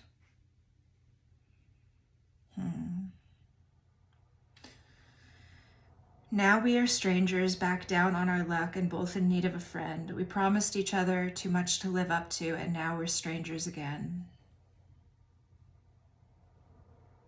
I don't know. I feel like you're at the end of the line with something, or like feeling a certain way. It feels like you're tired of it.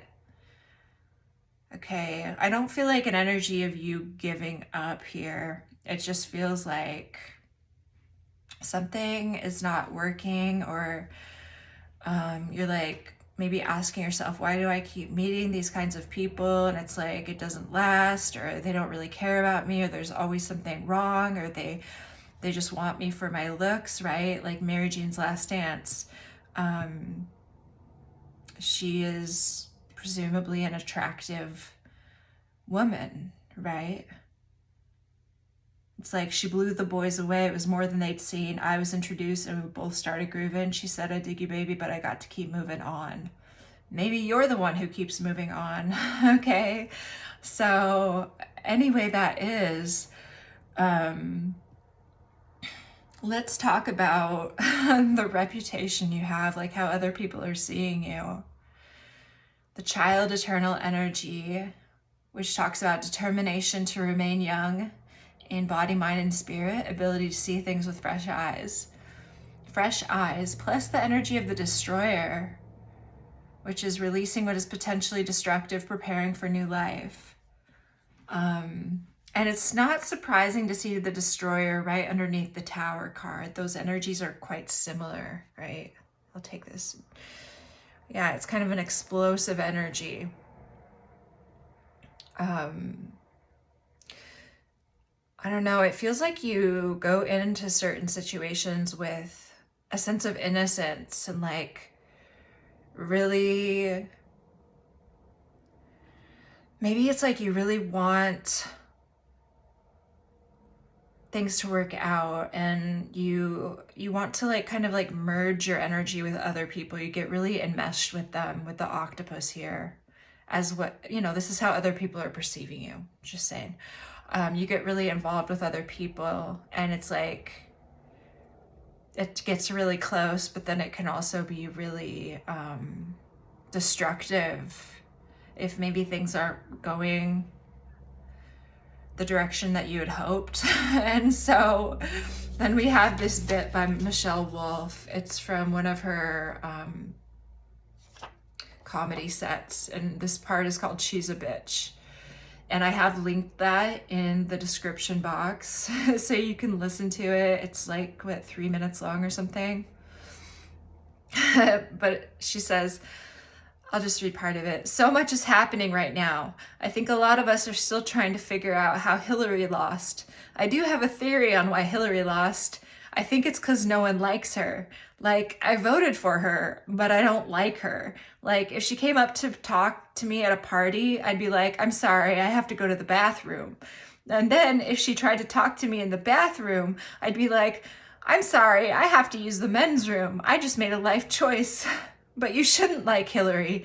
She's a bitch. You have to be a bitch to be that powerful. We're never gonna have a nice lady run for president. Nice ladies aren't in charge of things. And if you're in charge of something and you think you're a nice lady, no one else does, okay? There are whole email chains about how you're not a nice lady. And Hillary isn't nice. She's not fun. She doesn't go to brunch. She eats like a hard-boiled egg in the morning and then nothing the rest of the day. She doesn't even peel it. She just squashes it in her fist. She gets hungry in the afternoon and then slaps a man and goes, full now. Yeah, it's good stuff. So maybe you're in charge of something, right? And it's like people see you as a certain way, perhaps. It's like this, it feels like if there's something to be said, you're gonna say it. We have Mercury in Virgo and Sun in Scorpio here with the Knight of Wands in the Tower. It's like you will just march into that tower and say what needs to be said, right? Mercury in Virgo can also be quite critical. It points out everything that is wrong. Okay, so it's like you're in charge of something and you're gonna say it, right? So that could be something that you're contending with, is this feeling of, I don't know, it's like who you are perceived to be, I feel like is, you know, there is a relation to how you actually are here. And it feels like maybe it's hard to meet people because of how other people are seeing you. Like, or that the people that you meet are only wanting you because you're attractive, for example. Or maybe this is like, it's like you feel like this is in your past, or romantic relationships. You feel like you are just a monk, a nun, or a priest now. You're like in service to God, in service to the divine. Okay, but I feel like here in your energy, it feels like there's something that's not working and you're like not quite sure how to fix it, okay? Your energy here with the Samskara mix is flow. I'm looking at these as different levels. So on the outside is flow, spirituality. As we get deeper, we have passion, enthusiasm, negativity, obsession, and abundance. So you do have a lot going for you. Like, spirituality is obviously very important to you, and you have a particular vigor with which you deliver whatever it is that you are viewing as your personal truth. But there's also this feeling, this underlying feeling here with negativity and obsession over maybe what it is that you feel like you can't change, or that just doesn't ever seem to be changing. Okay.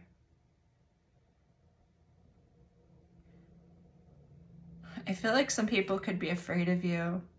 It's like, it seems like you're always watching, like the cobra, like ready to strike. Okay. But we have here, as far as these archetype cards go, we have the dead end.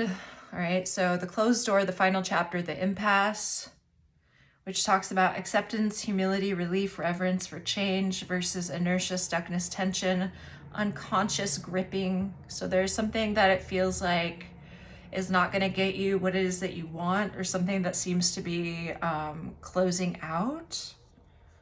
All right, then I have the mirror here. So maybe you're seeing something about yourself.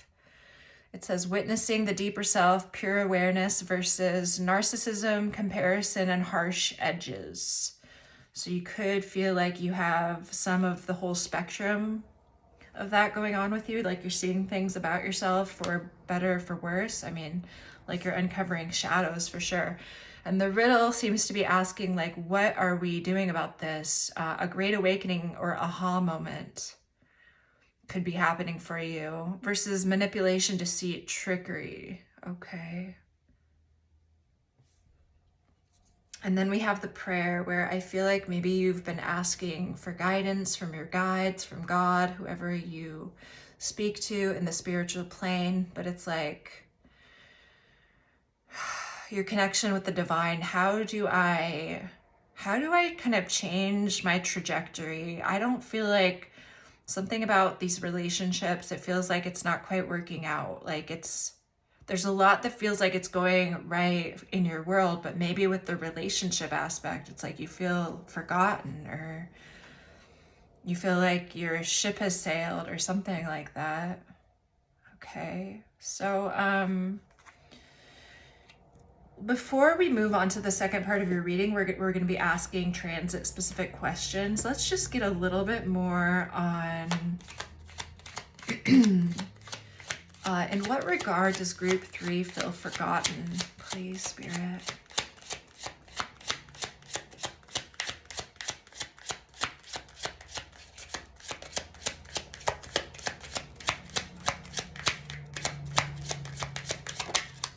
Page of Cups. It's like your inner child, the soft part of you. Tell me a little bit more. How does group 3 feel forgotten? The 3 of Swords. It's like it feels like somebody has forgotten that you have feelings too, that your heart hurts. Okay.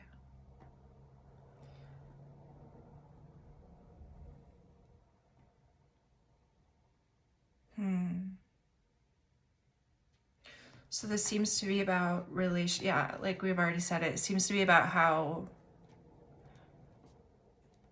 you feel about relationships in your life.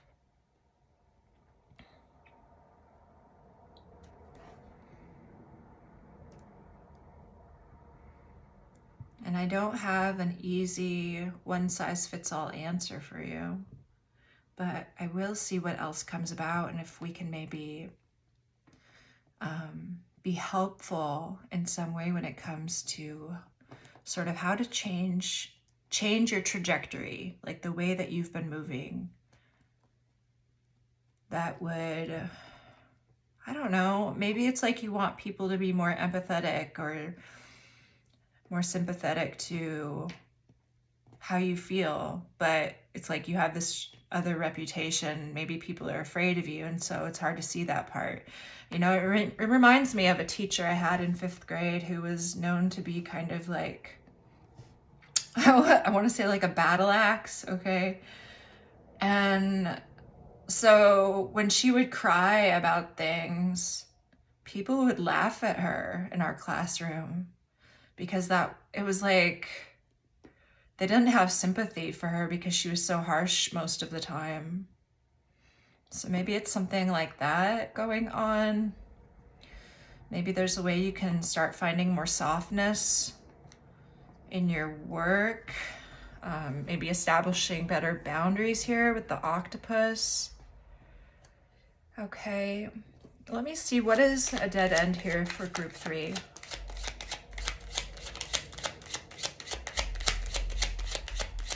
I'm feeling, well, I'm hearing that some of you are wondering if you're ever gonna have sex again. Okay, the dead end. What is the dead end? The Ace of Wands, the Seven of Swords,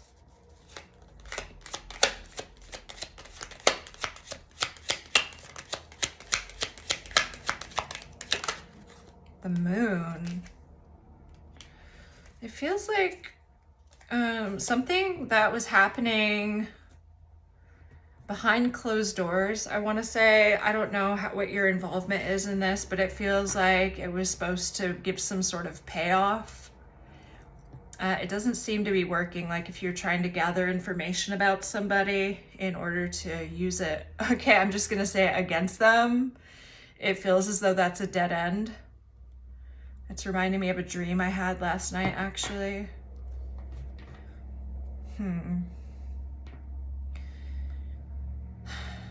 Something about Akashic records could be relevant here. But yeah, that whatever that thing is not going to be it. You're not going to get whatever you thought you were going to get out of it. Tell me about what group 3 is witnessing in the mirror. What is group 3 witnessing about themselves in the mirror?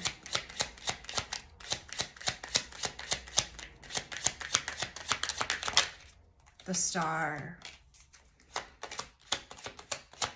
right, so you see yourself, it looks like, in a rather high regard. You feel like maybe you're not getting the kind of love that you want. Okay, the Eight of Pentacles, that you're working hard at something. Maybe you're in a public position or you have some level of fame, and so you view yourself in a highlight. I feel like this is kind of like a more shadow aspect reading for somebody, but you know, it is what it is. King of Wands, like you view yourself as a public figure. All right, we have Leo, Aquarius energy here. Like you're out there, you're interacting with the public, you're being seen, you're working hard. That's how you're seeing yourself.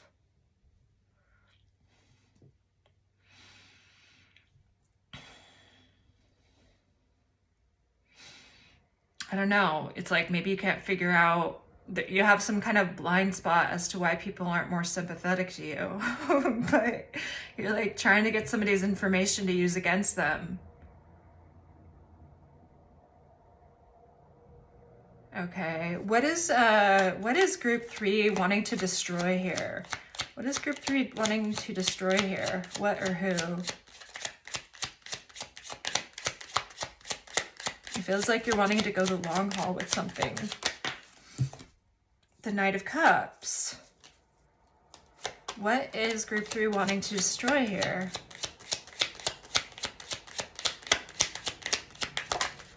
Temperance.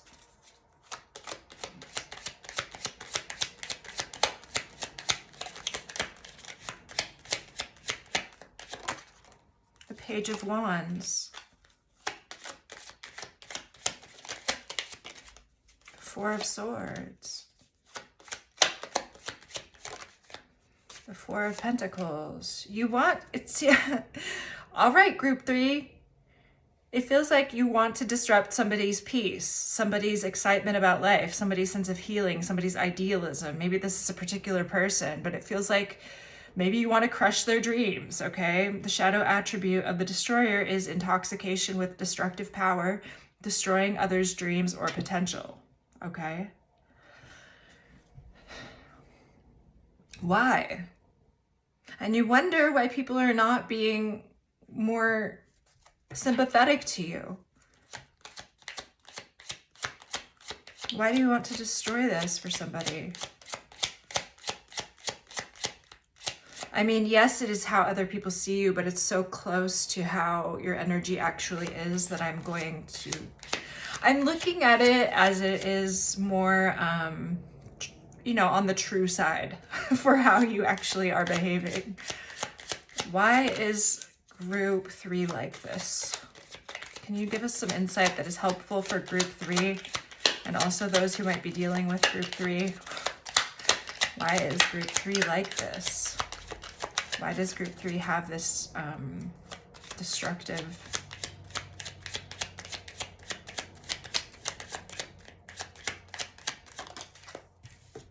Ten of Pentacles.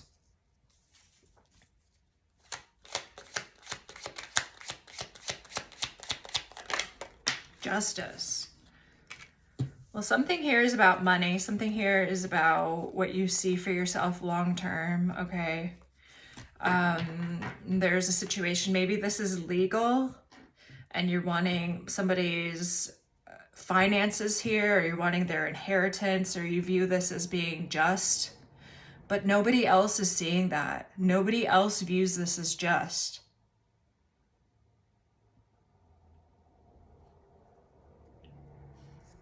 Okay.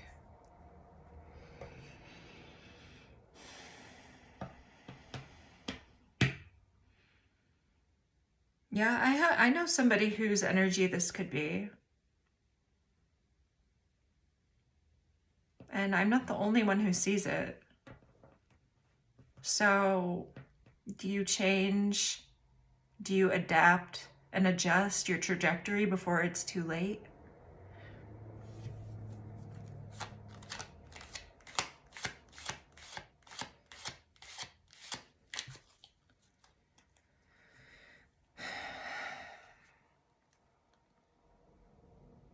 Spirit guides, angels, ancestors of good character, higher beings of light, ascended masters.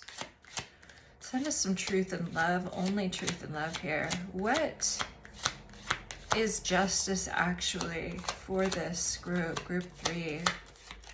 I don't know, it's like a spiritual figure who has gone to the dark side. Okay, what is group 3? What is justice really for group 3? What does that really look like for them?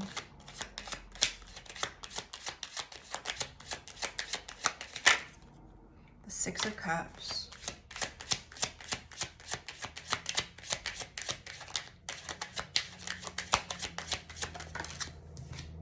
The Queen of Swords.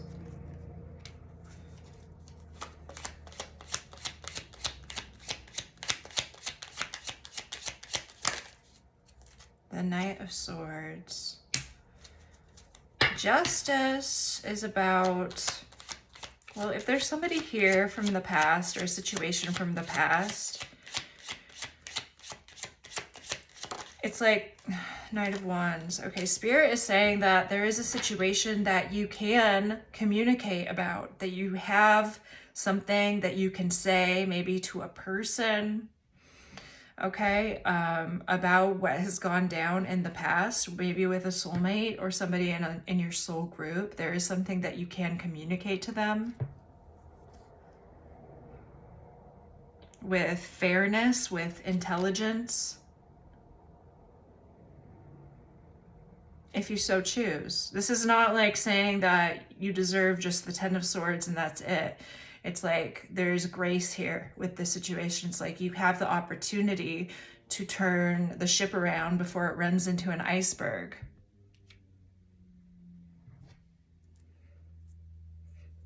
All right.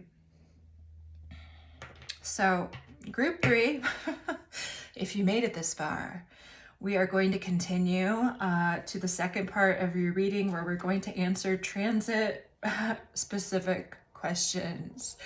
So with that said, I will see you momentarily for the second part of your reading.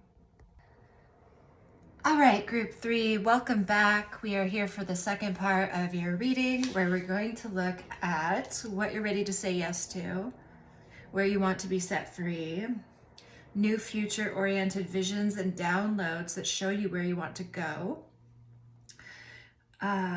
Ooh, no, that's this one. Okay, this one is what you're ready to powerfully trust. Okay. what you don't see coming, an overnight change, okay? And then we have what's culminating under the full moon in Scorpio. Advice for how to flow with the energy. And then what's manifesting in this energy in the next 6 months. Okie dokie. So what you're ready to say yes to, we have here the Emperor with Sun in Cancer, resourcefulness. So what you're ready to say yes to is taking charge of something in your material world, something that fulfills you on an emotional level, okay? And also could involve the help of other people. Cancer is great at getting others to kind of like work with them, get their cooperation, okay? So let's see what in particular we're talking about here for what group 3 is ready to say yes to with the Emperor and Sun in Cancer. The Two of Pentacles.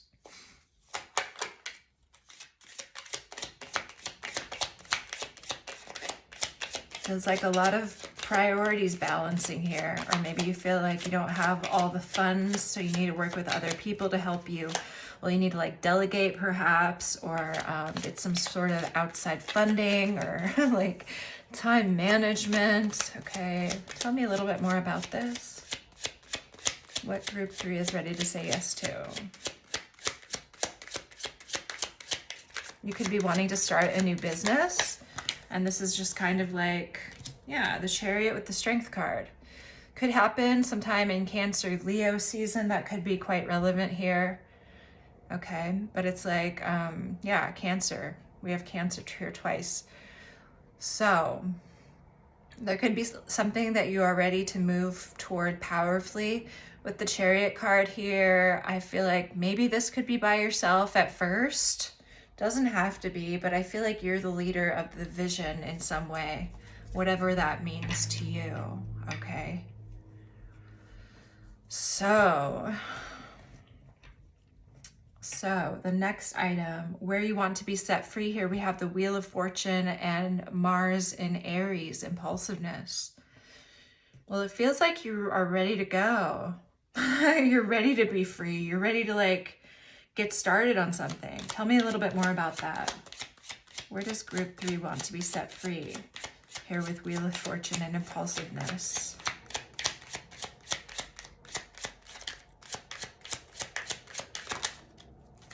The Hanged Man. You have a vision. It's like, I have a vision. I want to take action on it. Okay, Ace of Swords, confirmation. I know the truth of my vision. I want to take action toward it. Yeah. Okay, so that is what I'm seeing here. You're just like, you're ready to start. You're ready to go. I feel you do want to work with other people, but like I said, I feel like it is your vision. What you're ready to powerfully trust here, we have the Strength card and Sun in Leo. Yes, I feel Cancer and Leo season will be especially relevant to you. But there's something about leadership here. These are both Leo cards. All right. So your fortitude, your ability to stick with something, to be the leader, to inspire other people, to lead by example. Okay, let's see what this is in regarding this. Let's see what this is regarding for what you're ready to powerfully trust. This can be about your own leadership abilities, okay, and where it's going to take you. What is group 3 ready to powerfully trust? With Strength and Fortune.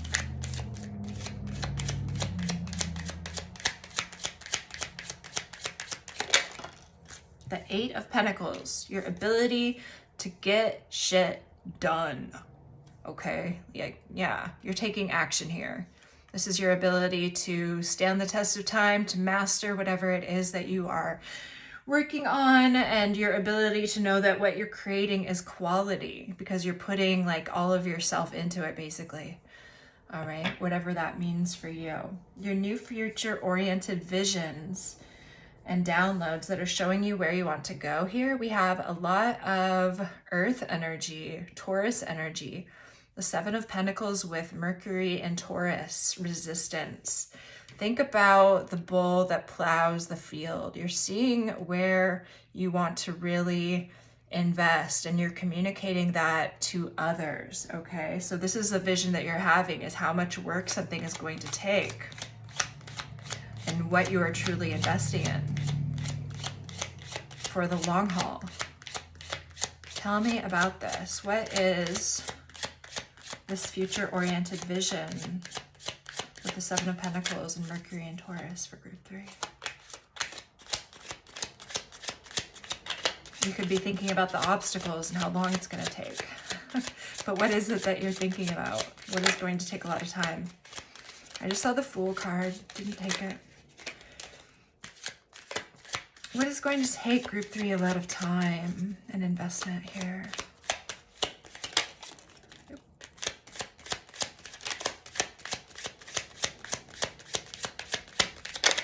The King of Swords.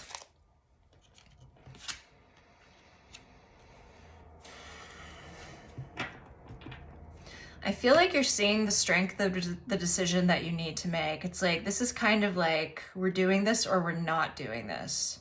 You know what I mean? Like, whatever this is, it feels like it's not an easy choice to make, but it's something where you have to be very clear about your intention, okay? With the King of Swords. It's like, you're not just like moving along to see how things go and yeah, maybe not. No, you have deadlines here. You have a harvest period, okay, with the Seven of Pentacles. There's a time to harvest something so that you can really get to work on mastering it. And that is what I'm seeing here for your vision, is like, I know that I'm gonna have to make a very strong choice and that this is kind of a black and white situation, okay? So that is what you're realizing here in your aha moment. What you don't see coming, the overnight changes, is the Eight of Swords with Jupiter in Aquarius, innovation. What you don't see coming is an idea, okay? Something that you start turning over in your head. Something maybe you're not sure about. Tell me more about this Eight of Swords with innovation for group 3, what they don't see coming. What they don't see coming, please.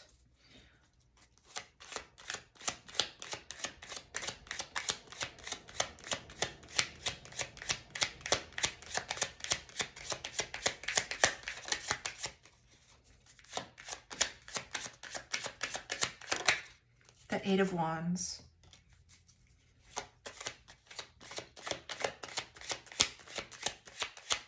The eights are numbers of commitment, mastery,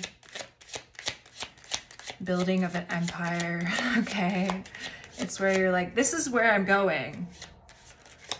It doesn't mean that we don't have some doubts about it, okay? So I see you moving forward with some kind of innovation that looks like you've been turning over in your head for some time. So maybe in the breaking of ground, for example, that you are seeing back here.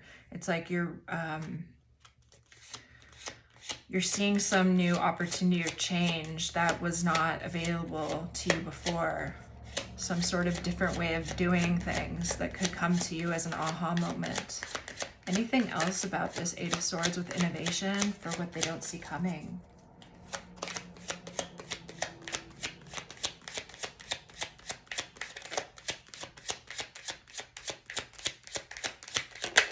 Two of Cups.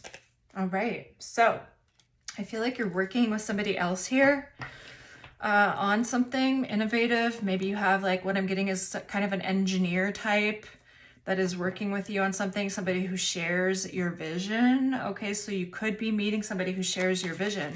Can you tell me about this person that group 3 could be working with?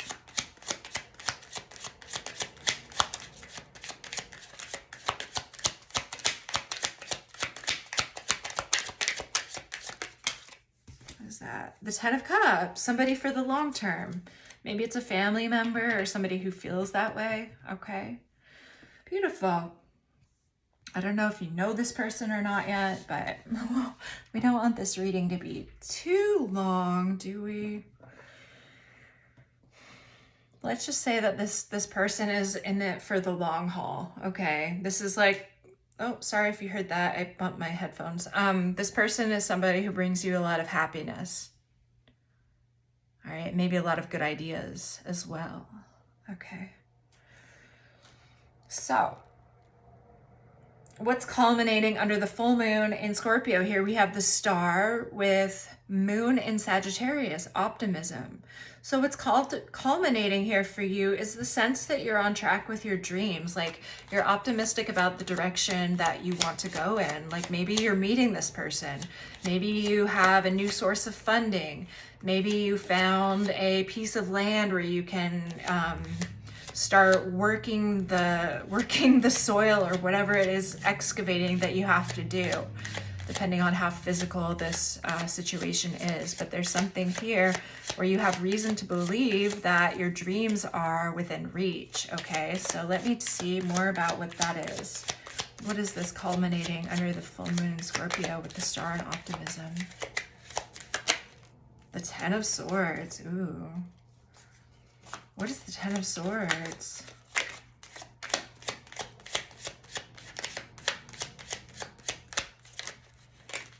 The Two of Wands.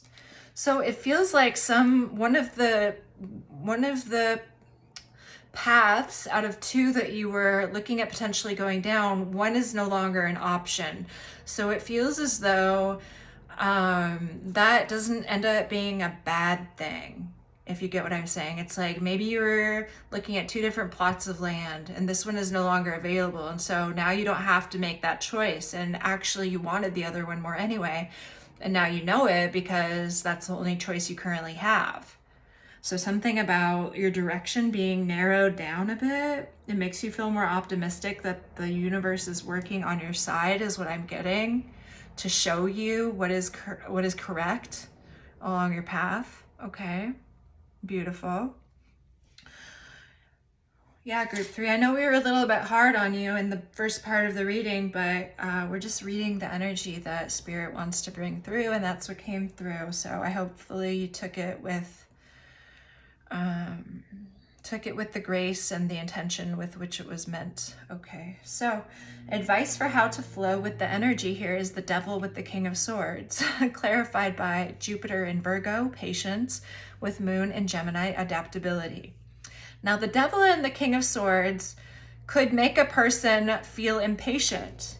And so having patience in the face and being adaptable in the face of a situation in which you feel like you have a bunch of red tape to cut through, in which there is a bunch of hoops to jump through.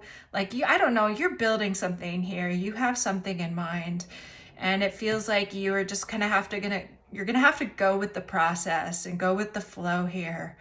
Okay, Saturn in Pisces, right? Go with the flow. That is the lesson that we're learning. We cannot control everything and everyone. Certain things have processes and they need time, all right, to move through. Okay, so let's see what in particular, advice for how to flow with this energy. Devil, King of Swords, please, Spirit.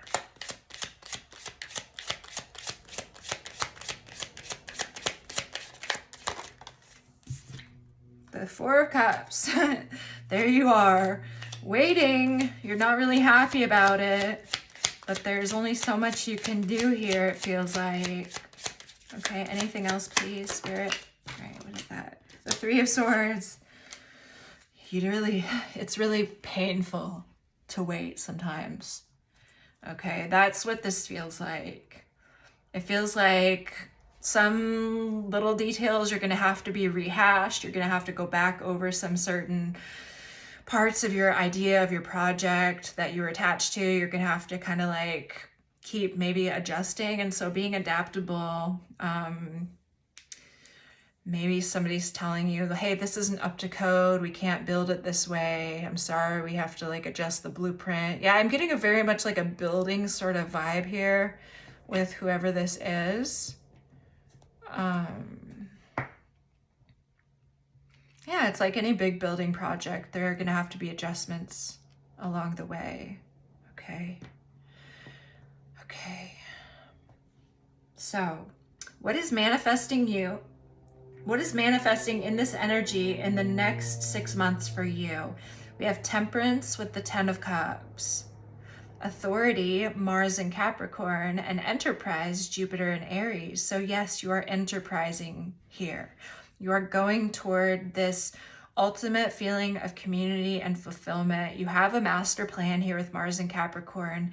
And with Temperance, you're willing to walk the middle path and take the time needed for this to fully come into fruition. I see a lot of powerful energy here. It's like, you know the direction that you're going in, you're gonna get there eventually. It's just kind of a process. Okay, so tell me a little bit more about what's manifesting in this energy, please, in the next 6 months.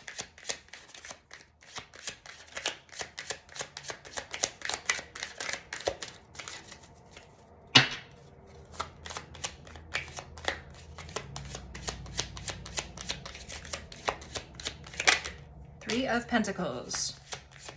Putting things together, working with others. Knight of Pentacles, being very methodical about it. This is my piece, this is your piece, and we're all doing it for the star, okay? We're all doing it for this dream that we have. It's beautiful. Group 3. Group 3, that is what I have for you. I do hope that this helped. Let me know how it resonates if you feel so inclined. And I will see you again soon. Sending you all lots of love. Bye. Hi, Group 4. Welcome to your reading. If you chose the Poet with this white quartz, then this is your reading. So, where to start? First of all, Group 4, there's a lot that you have been through that has been difficult. There are many, I feel, dark nights of the soul that you've had, many low places that you've been, that you have used to burn away the impurities in your spirit and rise up again more to your truer essence than you were before. You have become refined and ever more powerful because of what you've been through. Now, I don't know exactly what this is for each of you, but what I'm feeling and seeing from these energies is that you're in a different place now in your life after having been through difficult experiences. It feels as though you're ready to experience the richness of life, the joy of life, how things can feel good, how things can be exciting.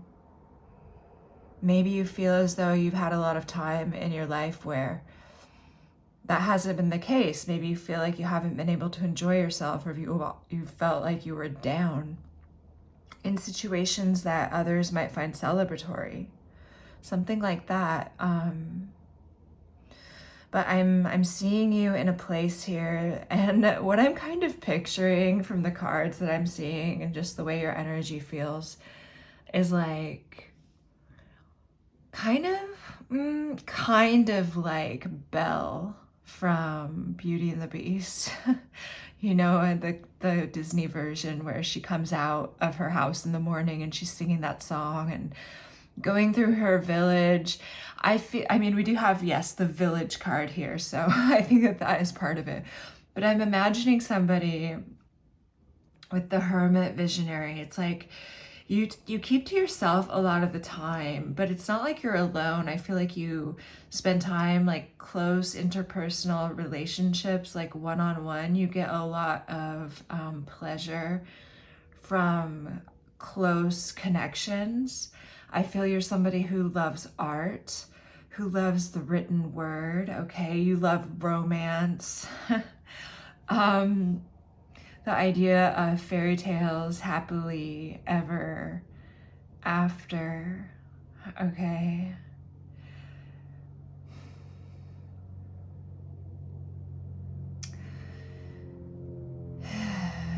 Yes, group 4, there is a sense here, especially with this Nowadays song by Roxie from the movie, well, the musical movie Chicago. It says, "It's good, isn't it grand? Isn't it great? Isn't it swell? Isn't it fun? Isn't it nowadays? There's men everywhere, jazz everywhere, booze everywhere, life everywhere, joy everywhere nowadays. You can like the life you're living, you can live the life you like. You can even marry Harry, but mess around with Ike." So what this is telling me is that there's very much something about a romantic in you and seizing the present moment and everything that you can get from it.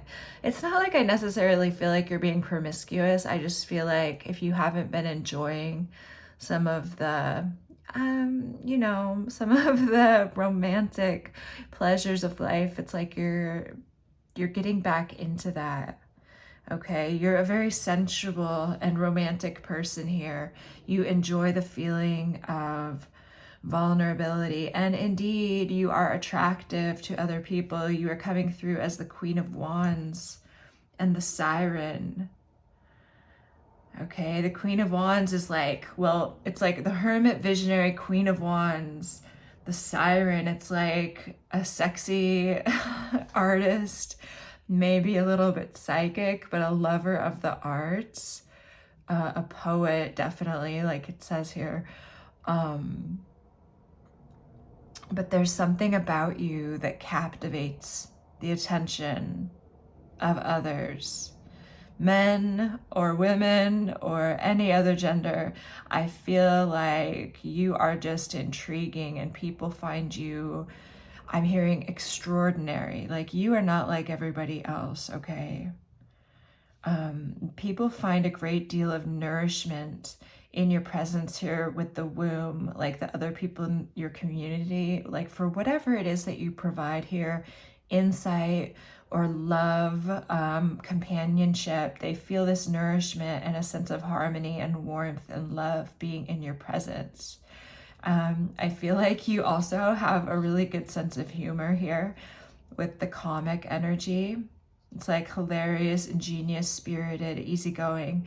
It's like you have some sort of way with your words that others love. You could have a lot of fire in your chart and a lot of water, I feel. You're very smart. Like you're somebody who people see as being very astute.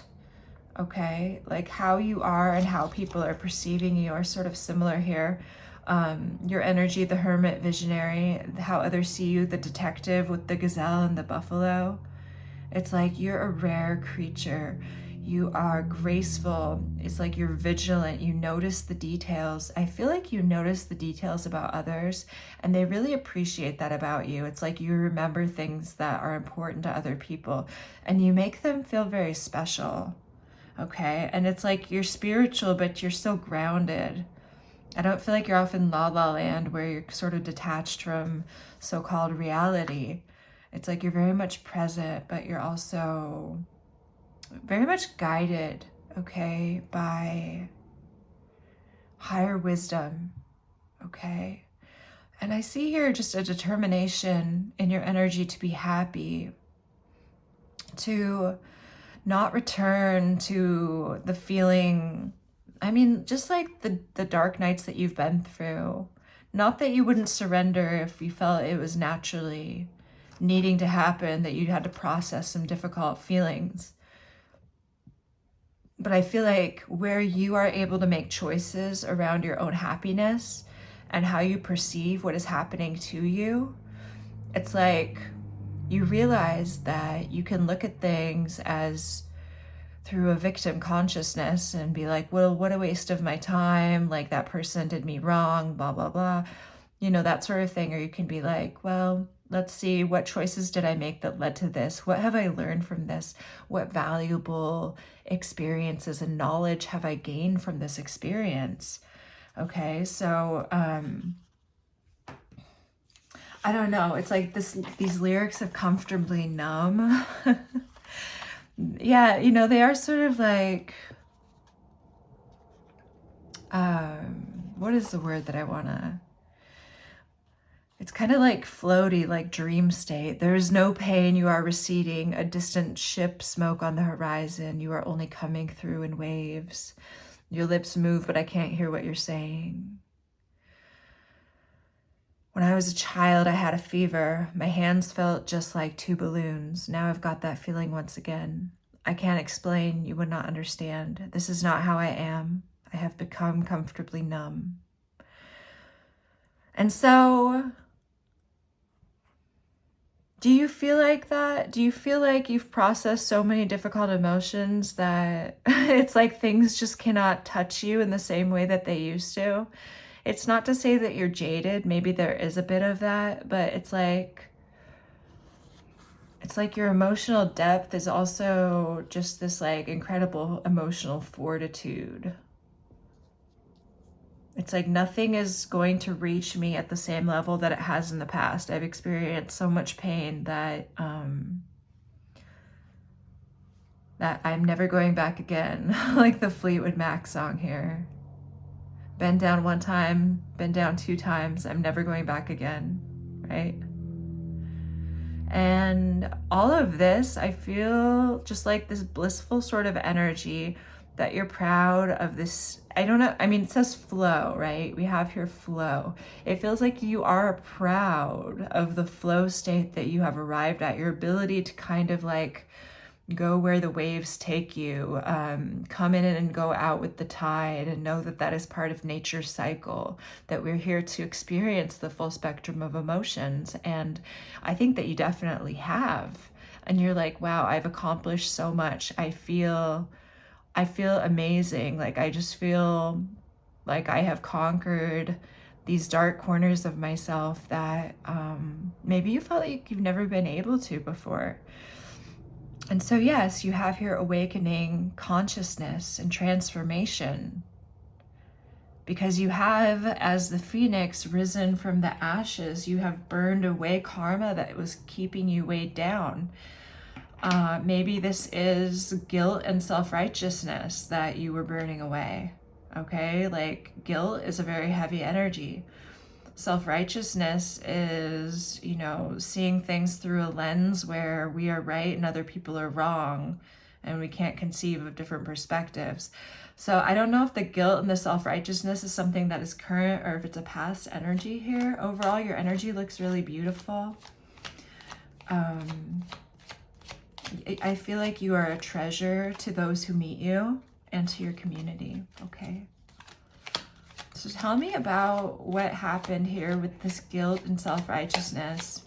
Maybe whether this is a past energy or something Group 4 is currently going through. Tell me about the guilt, please, self-righteousness. The Empress.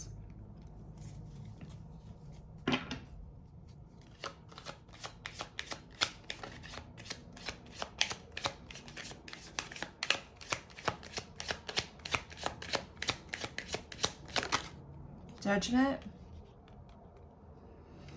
There could be something about your choice as to whether to be a mother. Okay. I'm getting that for some of you. Or something about your own mother. Like feelings you have around motherhood in general. I get that for some of you. You may have terminated a pregnancy. I'm sorry if that's triggering. That's just some of the energy that I'm seeing here.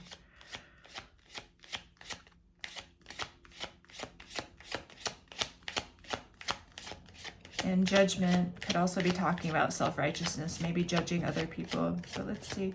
Does Spirit want to say anything else about these energies that Group 4 has experienced with guilt and self-righteousness before we move on to the second part of their reading?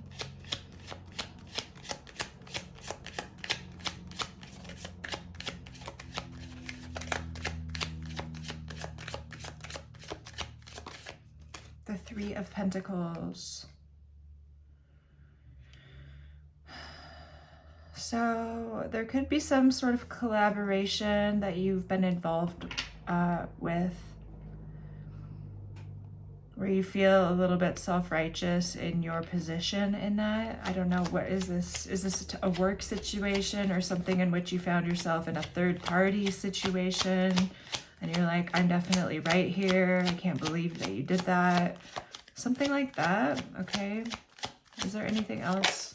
Ace of Cups, yeah, so it has to do with heart, matters of the heart.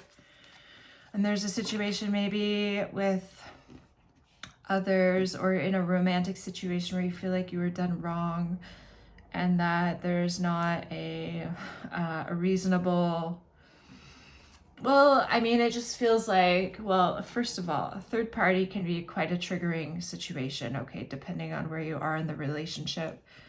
But there's something here about those sort of dynamics and navigating the area, maybe between just dating to where you become exclusive and committed. That is really hard. I get that.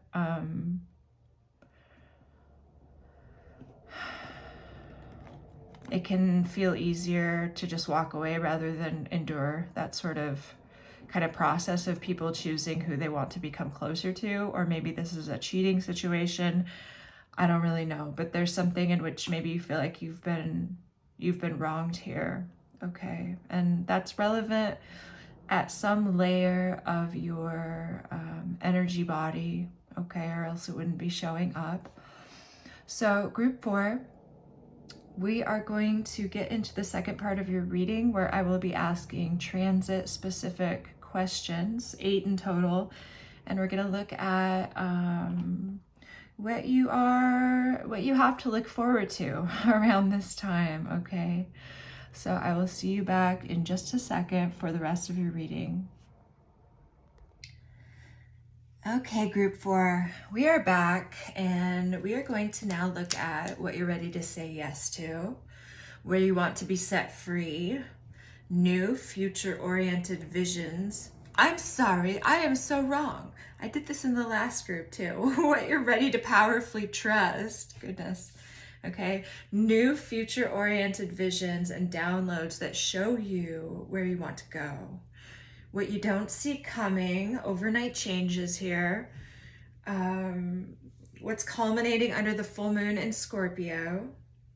Advice for how to flow with the energy and what's manifesting in this energy in the next 6 months. Okay, so let's get right into it. What you're ready to say yes to here, group 4, we have the Page of Wands with the 8 of Wands, clarified by power and restlessness. This is Moon in Scorpio, Mercury in Aries energy, right? Signs who are both ruled by Mars, which is about our forward momentum and drive. So you're ready for something that deeply here with the moon in Scorpio, it brings up a powerful response in you. It makes you very eager to get started here, to start moving. This could be some sort of idea that you have. This is just something that really lights you up, but at a deep emotional level, all right? Kind of like from your innermost being with the moon in Scorpio.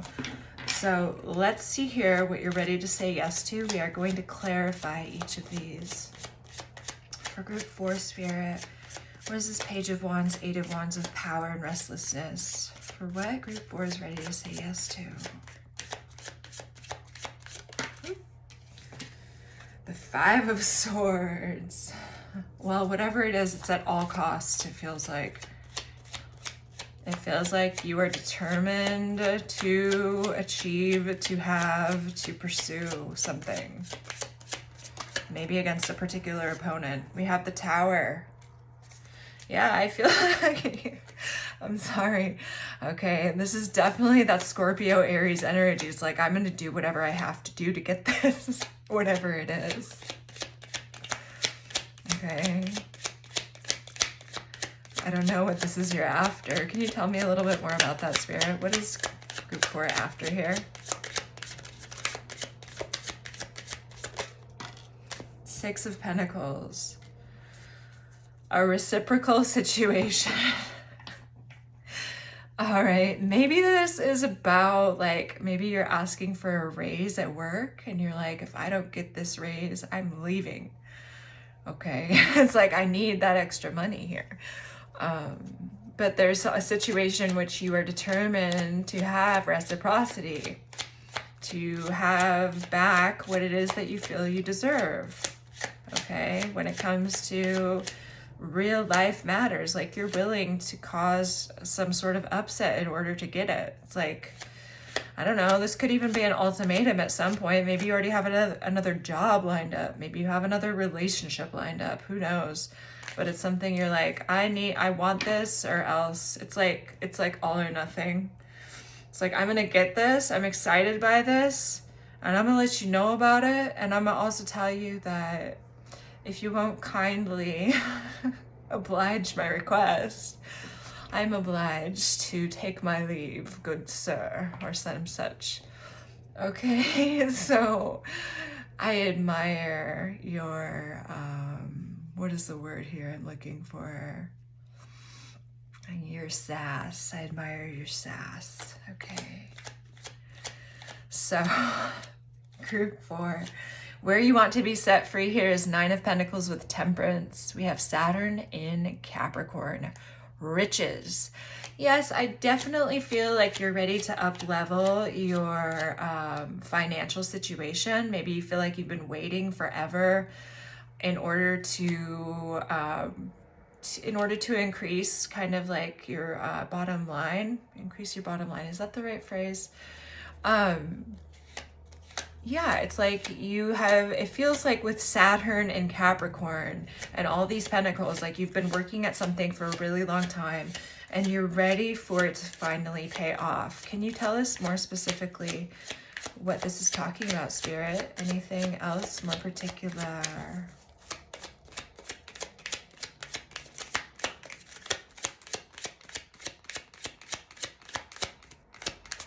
Saturn is time, right? So it's like you feel like you've been held back by it for a long time. It's like you want to be free from Saturn shackles. You're like, am I ready yet? Are you gonna, Saturn, you gonna pay me back, Daddy? Like that sort of thing. Okay. The 10 of Swords, goodness. You're ready for something to end. Okay, maybe you feel like you have been enslaved to a particular way of making money for a long time, like you've been chained to it since we have this Capricorn energy, and you're ready to bring it to a close. Okay. You're ready to put a pin in something. The 9 of Swords, wow. Because it causes you a lot of mental angst. Maybe it feels like it uses up all of your mental energy and you want to put that mental energy into something else. Okay. The 10 of Pentacles. Yeah, you're ready. It's like, I'm ready to stop doing this. I'm ready for my 10 of Pentacles to come in. I want to be set free. I want to be allowed to finally receive the fruits of my labor. Okay. Now, this next item here, we see that you are clearly, you're clearly thinking a lot about your material comfort, but you also have romance on your mind. And what I'm seeing here is there could be a particular person or maybe a couple of people, right? It said you can even marry Harry or mess around with Ike. We have a King of Pentacles, King of Wands here. So you be the judge of that, whether this is one person or two, an earth sign, fire sign energy. We have here clarified by romance, which is Venus in Taurus. Okay, so Venus loves to be in Taurus. Taurus is ruled by Venus. This is all about our sensual pleasures. And indeed, the King of Pentacles is a Taurus energy here. It feels as though you're ready to powerfully trust some romance that is currently blossoming for you. Or maybe it's romance in general, but let's see. What is this that group 4 is ready to powerfully trust? Maybe you're ready to trust a person again, after having your heart broken. What you're ready to powerfully trust. The High Priestess. Okay. what you're ready to powerfully trust. The Seven of Cups. Ooh. Okay, so something when it comes to your romantic life with a particular person, it feels like you have a very spiritual connection with somebody, like intuitive, maybe even telepathic, but I feel like you can see visions of this person. Maybe like you see past life visions, for example. But it's like you see something here as a possibility that you really want to pursue because you feel intuitively drawn to it, but also very excited by it, I feel. Okay, anything else about this energy of what group 4 is ready to powerfully trust? The Ace of Wands. And you also feel quite passionate about it. Okay, so you have a particular person in mind. I feel that there is somebody that you have in mind that you have kind of like had visions of, and that you're very turned on by this person. Okay.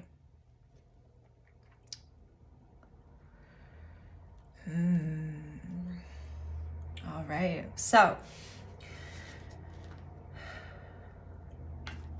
new future-oriented visions and downloads that show you where you want to go here. We have the Fool with Sun and Capricorn, which is achievement. And you definitely seem to be ready to take a leap of faith.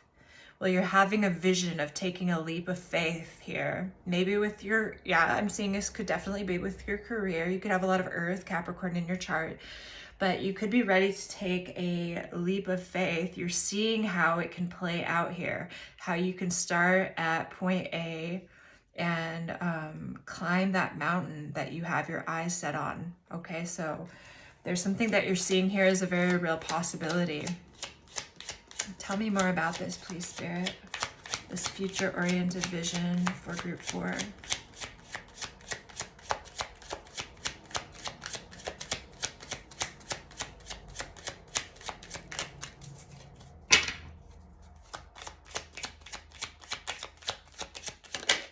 The King of Pentacles. Okay. Strength card. This might be this person. You have a vision of accomplishing something with them. Yeah, okay. So, and if it's more about you, then this is about how you can get to the state of King of Pentacles. With the Strength card, it's like I've worked my way up here. I built this on a solid foundation, and I'm holding steady in my position. I also love what it is that I do. I feel like you're just seeing that. Okay. This is a beautiful reading, group 4. If this is your reading, I hope that you're enjoying it. And I'm very happy for you. Okay. So item 5, what you don't see coming, some sort of overnight changes. We have the Ace of Cups with Venus and Capricorn convention. So it feels like something that you're getting involved in here. Maybe it's a new romance, right? This new love situation. Maybe you're surprised to find out that somebody wants a conventional, committed relationship. Okay. Or if this is about your creative project, you're surprised to find out how quick, I don't know, it's like how naturally it progresses. Okay. Let's see here. Overnight changes, what you don't see coming here with the Ace of Cups and Venus and Capricorn.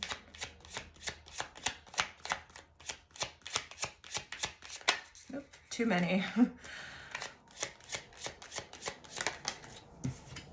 The Seven of Pentacles. That's definitely a conventional energy. Is this about love, Spirit?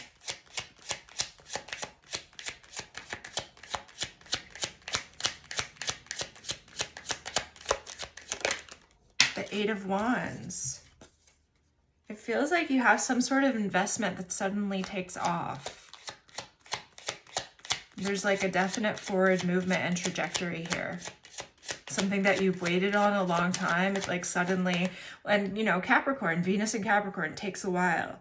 It's like it's suddenly, after a period of time, it's like increasing and exponentially in some way. So maybe this is a project or a relationship, but it feels like it changes in a big way. It's like you're Your investment seems to be paying off kind of all at once, it feels like. Can you tell me more about that? The Judgment card. Yeah, it feels like something is a definite success here. And it's not really telling me if this is love or or creativity, something that you're working on. Of course, it can be different for each of you, but yeah, this is something that could be happening quickly, as it is what you don't see coming. Any clue, Spirit, as to which area of life this is pertaining to? Maybe it's all areas, who knows?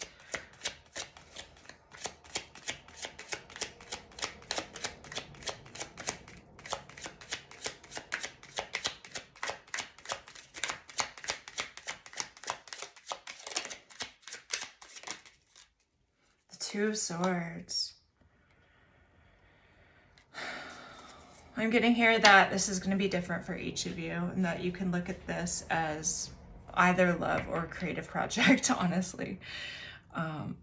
Yeah, I'm definitely feeling that this can be regarding more than one area of your life.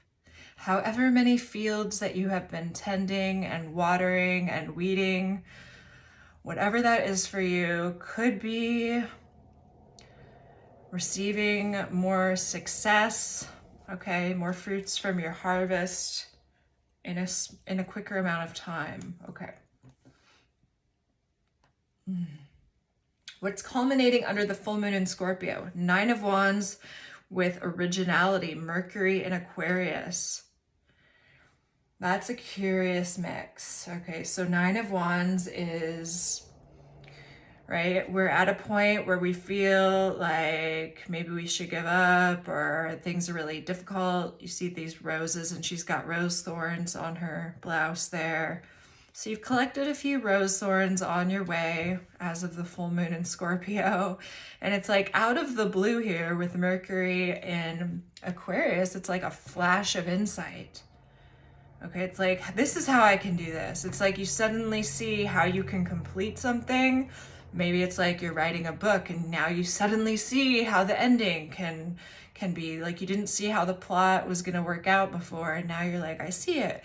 Or now I see how this problem can be solved. Like now I have a solution to this, and it's some sort of great idea. Okay. So let's see. What is culminating under the full moon in Scorpio here for group 4, 9 of Wands with Mercury in Aquarius?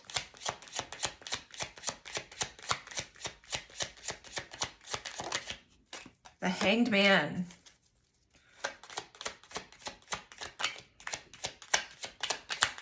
This is something that you have been waiting for insight and answers to for a while. Ooh, the Lovers. And now it's like you have a solid choice in front of you. Maybe you're feeling like, maybe I should just give up on this. And suddenly it's like, I have an answer. Okay, so it could be about love, or it could be about another big choice that you've been wanting to make. Okay. Any further insight, please, Spirit?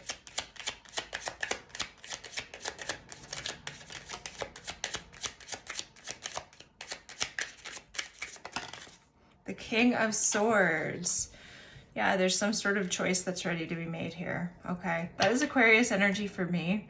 So it's like some new idea, some choice that's ready to be made, and some project you have. It feels like you're taking an ingenious approach. You're not giving up. You're doing something new, and it seems to be working for you. Okay, so your advice here for how to flow with the energy is the Ace of Wands with flirtation, Venus and Sagittarius. All right, so this would say that you are to follow what excites you. If there's somebody in your life that you're dealing with romantically, or even like your friends, who doesn't like to flirt with their friends a little bit, right? Like banter, playful. It's like this is a playful, lighthearted energy. If you are following what is exciting for you, following that thread, it's like Spirit saying that this is going to work out a lot better. So tell us more about the Ace of Wands with flirtation for the advice for group 4.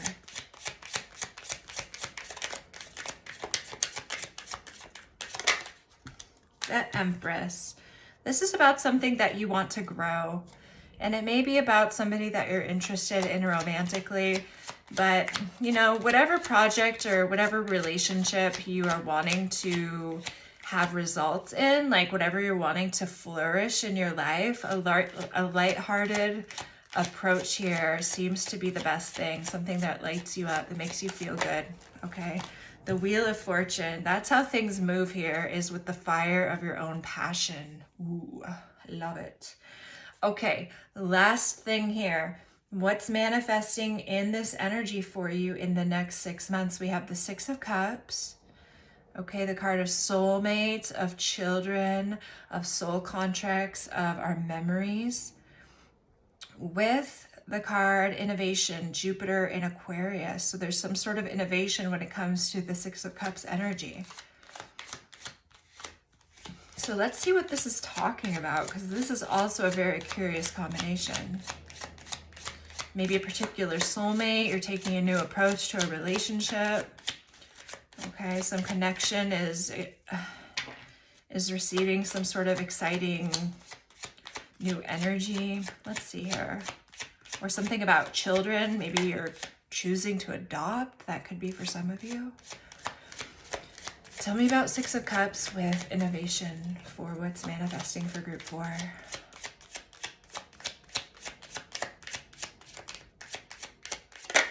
The Fool. Yeah, well, it's a new energy for sure.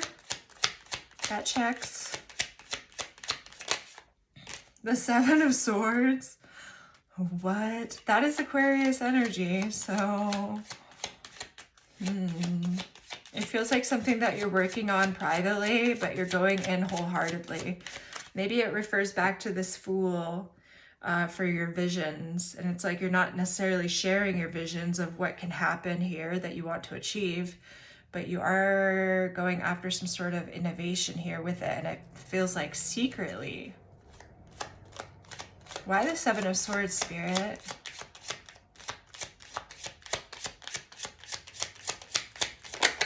The Ten of Cups. Because of it being your ultimate happiness. Okay, maybe this is you pursuing a relationship that is a little bit different, but it makes you very happy, okay? Like there's a big change when it comes to your relationship. Can you tell me what Six of Cups is talking about in particular? Is this about a soulmate? Or is this about the Knight of Wands?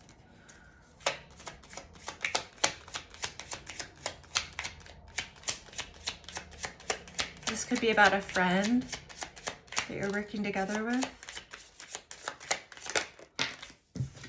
And the Six of Wands. I'm getting that for some of you, you could definitely be working on a project with another person. Does not have to be a romantic interest. I mean, it could, but it feels like it's a secret sort of thing that brings you a lot of joy and excitement. It's like you have a secret with somebody that makes you very happy. It's innovative, it's new. Of course, you're not going to tell everybody what that is. All right, so I am very curious. Anything else you can tell us about this, what's manifesting here in the Six of Cups and innovation? Anything else? It feels like it could be eventually publicly released, okay? It could be something that you are eventually going to be making public here with the Six of Wands. But it's like you're not telling anybody right off the bat. Nine of Wands. Okay, so hearkening back to this Nine of Wands. There's something that you've been working on for a long time, and I feel like it could tie in with that. Yeah, we have this Aquarius energy again twice, so it feels like some new option is being, it's like you're perceiving of some new way to proceed forward, okay, with whatever that is, and it feels rather enjoyable. Okay, so group 4, this is your reading. That's what I have for you. Your energy looks beautiful. It looks like you have so much good things coming in for you. I hope that this helped. I'm sending you so much love, and I will see you again soon.